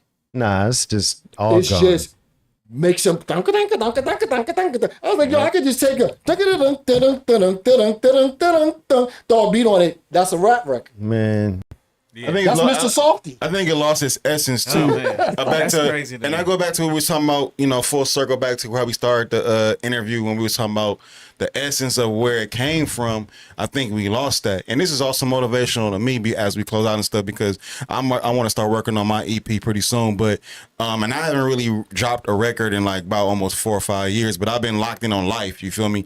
But it's like hearing what you're saying reminds me of what I need to focus on. You know what I'm saying? It's like because the next project I'm working on is called Man of the House. But I got my grandma, she got dementia, she getting ready to pass away. I got my mom's in the house, got my kids. It's just how I'm feeling. feeling, you know. So And that's those are gonna the be. records you're writing, right? And those are the type of records I'm writing, like life shit, like you know what I'm saying, like on like how it feels to be having that responsibility, being the only, like my mom's not married, you know, none of that. So I got my daughters, my son, my grandma, all this stuff, and I'm feeling like that. So that's the energy I'm going in. Go back to what you were saying is like I think we gotta get back to that essence of real shit. Like, what are you going through, bro? How I think people got disconnected. There's no emotion in the music. People just writing records and just talking about random shit. And it's like we got to get back to like, let me feel how you feeling, what you going through. Like, you lost your mom, cool, talk about it. You lost you sleeping in your car, cool, let me feel that, because there's somebody that's gonna relate to that shit, you know. And I think we got to get back to that real stuff. You know what I'm saying? What you gonna say? I feel like people are just making music for like a high, and then after that, dropping another one. It's just like they're chasing a high feeling, you know?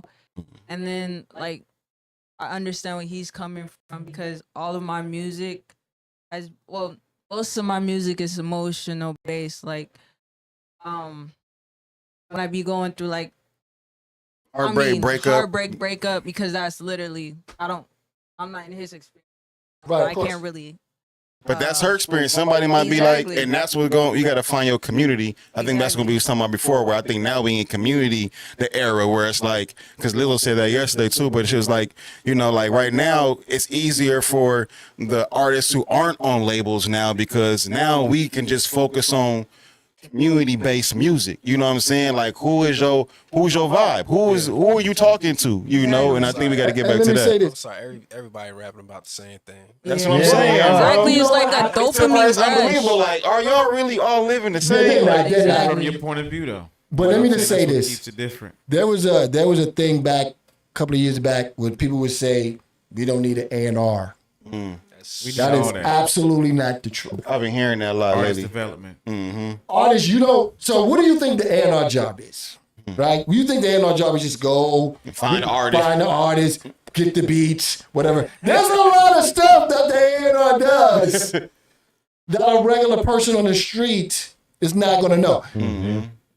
So when I hear these things, Should people break down will the say, process, though, so people understand. so, okay, she wants you to break down the process. So, first, with me, the way it works with me is this. First, I hear the song. If I hear the song, and then I check out the artist, a lot of times I won't sign an artist for a year.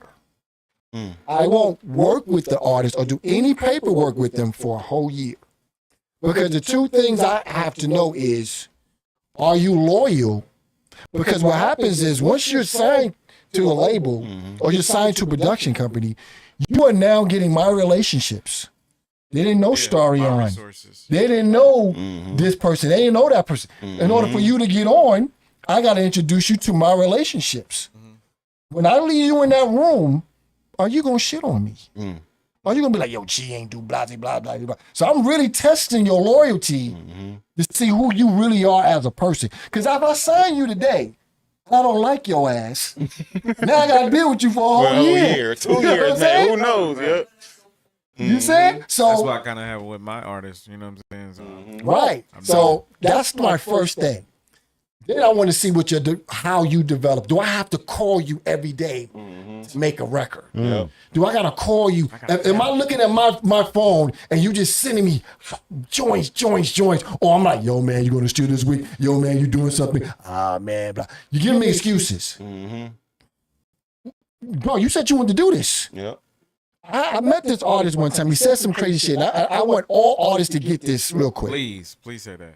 This kid came to me, showed me a music video, played me a dope ass song, and we were in a mansion, me and my boy Troy Patterson. And when I'm sitting there, he said to me, the production company did me dirty. I said, how so? He said, they didn't put my record out. I said, can we ask you a question? Did you pay for this song that you just played for me? He said, no. I said, did you shoot this video that you just showed me? He said, no. I said, did you promote this record out of your own pocket? He said, no. I said, did the production company get to do that? He said, no, they dropped me. I said, Well, who won in this exchange? You or him? Them? You did. You know why? Because you just played me music you didn't pay for. You just showed me a video that you didn't pay for. You just did all this stuff that you didn't pay for. You put nothing. They don't own your blood, sweat, and tears. You didn't even write the song. Right. Well, here I am now about to give you a record deal. Right. Because of what they paid for. Exactly. How did you lose? How did they do you dirty? You didn't get if you were smart, you got this stuff. Now you a hustler. Hey, this is my video, this is my thing, boom bap in the third. Hey. Me call them, let's do a deal, buy me out. Artists, stop saying somebody did you dirty when you didn't put up $1. And they introduce you to their connections. You didn't know G2. You didn't know Starr. You didn't know them. You now know them because of your man. Damn. So Stop with the bull. They be all, oh, they did me dirty. The record label did me dirty. Your record was trash. You think it was dope, but like I was telling him, we was talking about the record today. What's the two people, the two girls? Ice Spice and Lotto. I knew what the record was as soon as I heard it. It's not for rappers. Yeah, he said. It's for the world. Yeah. It's for the people who don't love rap like it's a that. pop record. They like melody. They like, it's not for you, bro. Right. Image, they like the idea of what Right. it is. Brand, their Like, market it's is the Right. brand, yeah. everywhere. Because remember, And the story behind them, because they had beef and all that stuff. So it's just a Right. whole thing. Like, because remember, together, people, yeah. record labels got to do what? Keep the lights on. They got to pay staff. They got to pay producers. Rent. If you ain't selling no records, how they getting that money? Right. You ain't think about none of that. No. Think about yourself. Yeah. You ain't think about, damn, I got a record label to go to. How Right. do they have a building? Right. You know what I'm saying? Right. Hey, certain They artists. artists don't think about none of that. They think about, they did me dirty. Yeah. Wow, you just walked away with it. Okay, and the last thing, I'm going to say this. An advance is not alone. And now he dropping gems, man. You It's gotta not let the alone. kids It's better to get it Now on I the see back why. end, Now I right? see why Starr called you a legend, bro. You got so much You gems, say bro. that shit to me. An advance is not alone. It doesn't go against your credit. When you get dropped, they don't send the credit people for you to go pay that bread back. It's not alone. So it's actually it's not. So how can I say this? Isn't So it- really, it works It's in your an favor. advance. It's an event. Isn't it better to get it on the back end? No, you want to get that bread because you may not see no back end. Exactly. You want to get Oh. it then. You may not want to get that It's bread. up to you to be as smart as what you're gonna know what you're gonna do What you with gonna do that with money. that bread? Yeah. Yeah. People like, oh, it's blame the alone. label. Ain't Oh, no the label loan, didn't- bro. Hey, Everybody going to get your credit. Oh man, you got okay. We gonna send the enforcers there. We gonna pay back $25 a month. You know what I'm saying? You don't pay nothing back. You's out of the deal. Take that L. So stop saying that. It's a loan. It's Right not there. a loan. And I'm done. That's some real No, shit. for real, artists need to hear that though, because you really they just showing up. Not even just showing up. I go off of work ethic, right? Are you getting the studio? Are you booking your own studio time? Are you putting in the record, or how much you putting into that? Somebody that's doing that for you, We got F them and you kids waste all that records. time, yeah, Right? man. F them kids records. Kids. It's a joke. That's you. Yeah, that's me. Right, see how the it's a small world. It's Man. That's F them funny. kids records. Right? And I That's did crazy. that. That's why we don't Yeah, see I you know in about the chat. No, I'm like, exactly. who the heck is And I did that on FMD? purpose. That's Because I wanted to crazy. show people. That moves you. Like, what? Yeah. It makes you mad. Like, what are you talking about? Right, but it's a joke. F them Right, kids, right, right? right. But the Take it as purpose. a rage bait. Yeah. No, it's all a joke. But the reason why I did that and we put the record out on that label is because I wanted to show people that you can do this. It's not that hard to do. Everything is there for you. You got YouTube. You know what I'm saying? We got more than enough. You got more than platforms. enough. got AI. So people be like, yes, Damn, you got AI. yes. Man, you got People be like, robots. yo, man, I can't put this record out. You can make a prompt.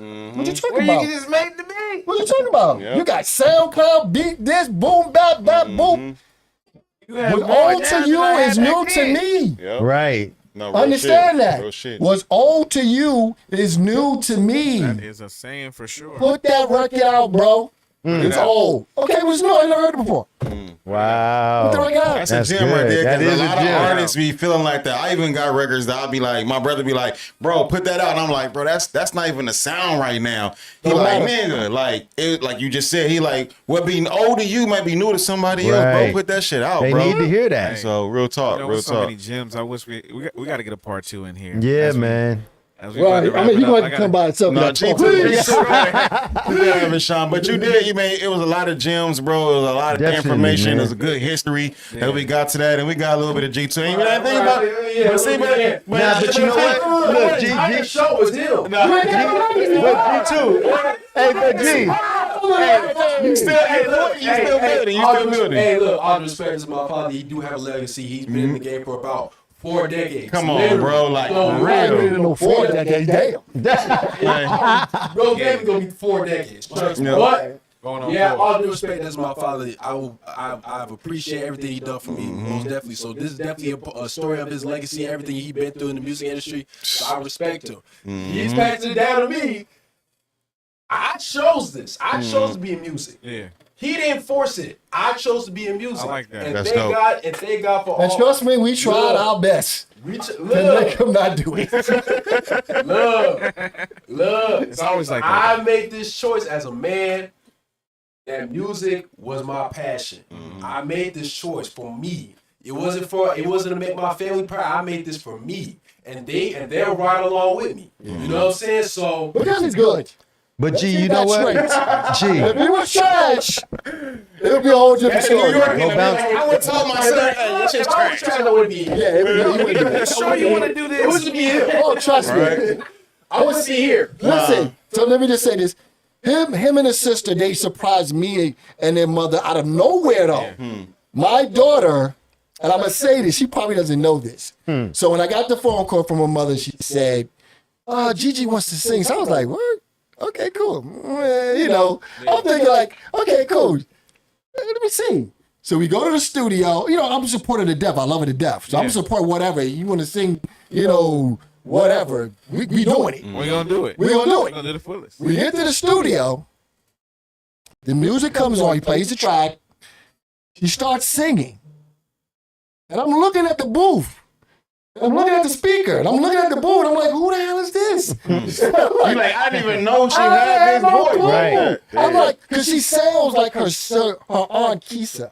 So I'm hearing Keisha's voice, but I'm seeing my daughter's But face. you didn't even know. And I'm It bugging reminds you out. of your was sister. mind blowing. Yeah. Dang. So I'm going, yo, she can sing. Because she never sang. Like he never did beats. Yeah. So this is what You like, where this coming from? Just Like, mind yeah, blown. it's tight. Even to add context, like just even seeing the magic happen when y'all performed at our show, The Sessions, Yeah. and to see that magic where it was just like, damn, all the people parents that was doing music now seeing their kids do music, that's like a crazy experience right there. Yeah, it's crazy. Because I already know some of them. It was like, man, I was just doing my thing. I didn't even know they was watching me. They was over there watching you, studying everything, and get that whole DNA, man. That's just like full circle. You know Full what? circle right He's there. proud. And I'm you proud. protected because you already got the knowledge. Yeah, I try to teach them both. But the one thing, and this is my last thing about him, is my daughter. Now keep talking about him. No. You know, this is about him. When my daughter was in elementary school, she had this little boy that she used to play with. And she hated him. And I loved him. Because he was so fun. He would just do all types of little crazy. I would play with him, right? And I said, God, please give me a son like this. I need a son just like this. And that's exactly what he gave me. Wow. Here I am. But you know what? we G2, dope. I'm going to put it to you like this, man. Sometimes you got to keep a little mystique for people. Like you may not feel like you got to talk that much, but you talk just enough to make people Inquire to about pique what their you curiosity about you, and to That's keep the truth, and to keep their mind. I want to know more about this guy right here. got. So You can tell you passionate as about you music start to when you speak. evolve, The energy and everything. Yeah. people, you're gonna have a fan base because of the way you are. Like you're not afraid to get your pops the floor. But naturally, that's gonna make people want to know about You. Yeah, for sure. So you feel me? And So you got some projects coming out too. So speaking of that too, like as we close out, like, and I want to thank y'all for even coming on this platform and giving all the gems y'all Definitely did. So thank appreciate y'all for y'all, that. man. But like, give everybody, like, you know, starting with you, G2, like, give everybody, let everybody know what you got coming up or what you're working on right now. Coming up, we got Project Elevator. Okay. He got the shirt. He got a shirt. You already know what's going Oh, on. we got It's gonna merch be coming stuff. Thank out you for the real merch. soon. Man. It's coming out in the fall, right? No, it's coming out. The first single, Pull Up All the right, Lobby. first single, Pull Up the Lobby. This weekend. All right, this is my project. Y'all funny. Hey, this is So happy Saturday. Hey, I'm the label. This weekend, Friday, coming up, September the 12th, the day before the fight, or the day before Tupac died. okay. We got Pull Up the Lobby, our first single, me, my Uncle Keith. We about to show y'all how we do it. Before the album comes up, trust me, the album is gonna be lit. It's gonna be a lit album. I'm excited. I'm telling you. It's this weekend, right? Yeah, I'm ready to hear it. I ain't gonna And it's gonna be lie. all beats, September right? the It's a 12th. beat all tape. beats. I'm slapping that. all- I listen to instrumentals, so I'm listening to that It's for all sure. instrumental, like this entire album. If you ever listen to J Dilla Donuts, Ooh. it's just like that. Whoa, It's just like whoa. that, but me and Keith. Yeah. Fire. So this is our new upcoming single. It's gonna be Wow. called Pull Up the Lobby. All platforms, September the 12th this weekend. Make sure you stay tuned. It's gonna be lit. I'm telling you. Hey. Can't We wait. put in a lot of effort towards this album. Trust me, we put in Hey. a lot of effort. How many songs on there? 12. 12? That's solid. Yeah, it's 12 songs. Oh man, that's gonna be dope. And so I'm A&R in that project on F Them Kids Records. It's a joke, y'all. But it's a real record label, F Them Kids. F Them Kids! And we got Project Elevator Music, which is the first project on that label. I got a young man by the name of Skinny Millions that I'm trying to actively sign. Yeah, we're doing a collab album with him. Skinny Millions, you can check him out. Super dope, Valley Wave.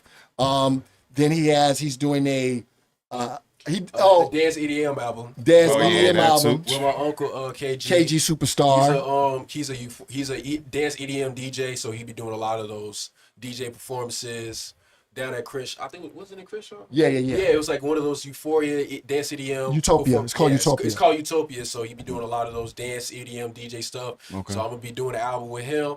So I got about 3 projects coming up. No, you got 4. 4. So well, he with got Gigi, oh yeah, with his Gigi. sister. He's working with his sister Gigi La Patante. Yeah, and he's doing that She gonna see this. project. And I'm on Third Street Music Group. We have a young man by the name of Bradley out of Canada. You can check him out. He got a song out called Getaway right now. We're working on that with my guy, Joe Capo. And we have another guy who I'm trying to put the pen to the pad. His name is Michael B. Witt. He's a country artist. He's incredible. You can check him out too, Michael B. Witt. And he's going, and Oh, Shaboose, you got a problem. You got another problem. don't do it. It's too much. Shout out Too to much. Boy. Yeah, don't do it. But he does. Yeah, that's it. I'm just working on that. And, at our Third Street Music Group, we have Manicore Music. We buy catalogs. So if you're trying to get you got some records in the pipeline, we buying catalogs for real. Okay. Real money catalogs. You can check us out. And that's it now. I'm happy to be here, bro. Man. My What man about your tag? You got your Starr. tag? Where can they find Oh, you they at? can find me at Harmon ENT Group.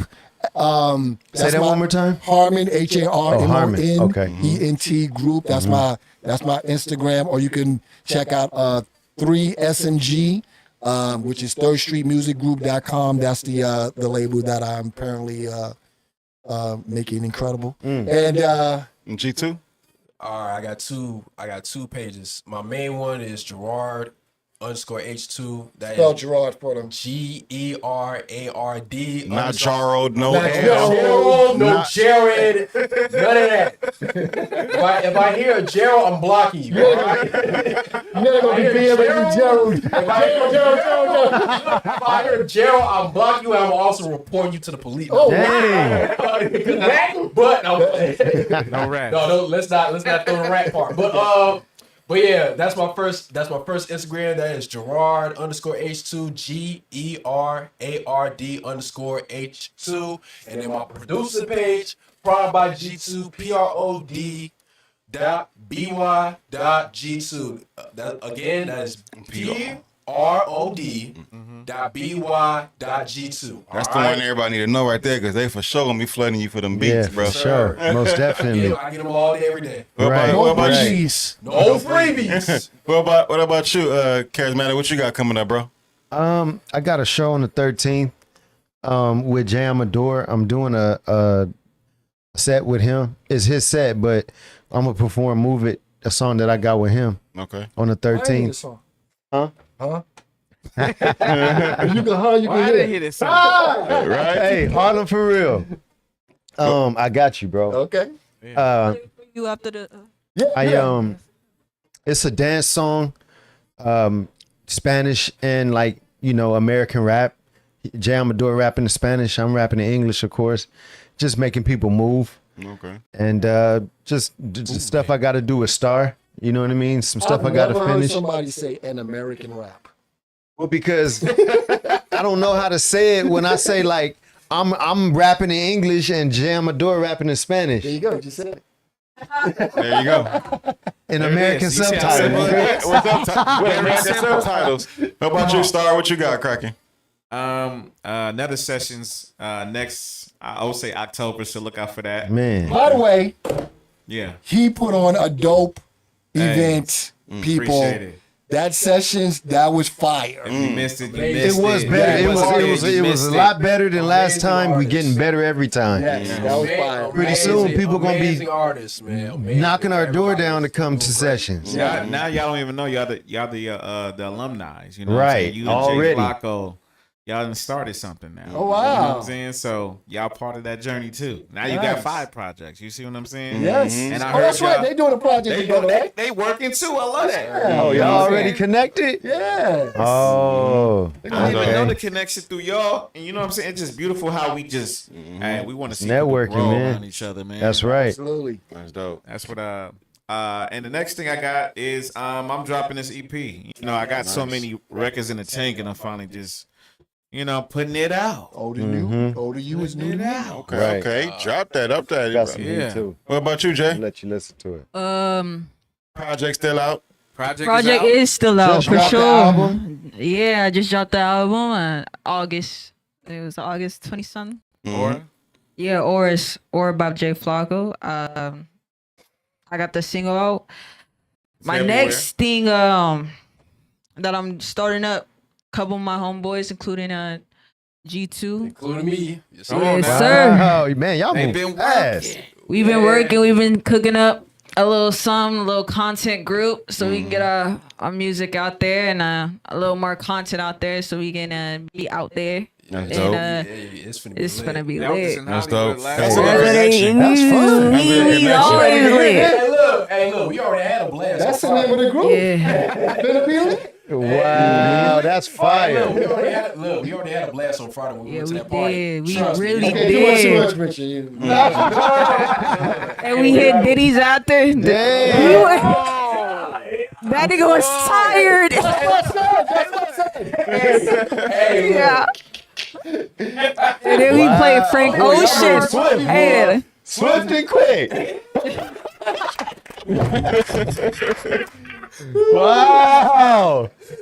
but we definitely mix business for pleasure. Definitely with this group because it's a balance though. Yeah, and we finna definitely do business now. So Dope. we got the partying out the way. We finna do this Y'all gotta business. still now. have fun. Let's keep it fun. You know Yeah, what I'm saying? exactly. We Like, gotta balance that you know, because that especially right now with this is like you said, this that generation where y'all just gotta just document everything y'all Right. do. exactly. Pretty much it. Because content is king. Like, you know what I'm saying? Like, if y'all could just do that, you see what Kai doing, and all them doing, like, y'all pretty much do that. And if y'all can do the ands, like, that's what I'm big on right now is, like, nowadays it seems like you just can't do one thing. So you do music, but and y'all content create, and y'all partying, y'all turning up. Now you making people love y'all for that. Like, Yeah, we damn, do it's- it. But crazy part is Exactly. And showing y'all Exactly. Man, this is exactly what this group is about, man. We Exactly. we make music, but we also live in life as well. exactly. Mm-hmm. So we guys go ahead and just mainly just get y'all music. That's gonna make it lame. And that's gonna make Yeah. us more It don't- entertaining. Yeah, we gotta connect. We gotta connect. Yeah, we gotta You can't connect. make music without personality. For sure. Exactly. Exactly. And it's better if we do it with the community. I'm really big on the community thing. I feel like that's gonna help us reach out way more, bro. Yep. Because it's not only touching my fan base, touching yours, and that's how we just grow, together. And it's all love, though. Like I really mess with Gerard, bro. He That's my tight. homie, man. Who, me? You said G2. I mean, low key. Two. Right. If there was no one, there would be no you. Hey, look, I've been knowing Jay for how many weeks? Or was it a month? It's been like a month, bro. It's been a month. Since your sister came the I've podcast. been Up on knowing the Jay show. for about a month now. Oh, that's been my dog already. Yeah, That's yeah, dope. Already. That's when you yeah. know it's real. That's when you know Yeah, it's we real. locked in for sure, and a couple of my homies too. I'll never, you got my Shout my out. homie Sebastian. He a producer too. He actually go to Santa Monica Community College. He's been actually experienced. He used to work in a studio too. I got my homie Tony. He a little wild card though, but nah, he was at the sessions too. He was at the sessions too. Y'all good? My fault, yeah. I thought somebody. And then we got a couple other people, but those are the two. We got four main ones that's actually cooking, man. Okay. Yeah. Lit. Lit, trust me. Man, that sounds like a situation. All right, I can't forget about my man Juice. What you got going on this week? Oh man, I appreciate you, bro. Shoot, right now I finally got my final piece to my mic, man. So the studio is all up and ready to go. So Fire. I'm ready to just really start just cooking, man. Like I've been just living life, going through life be life, and like how they say. But I'm ready, like when you're passionate about.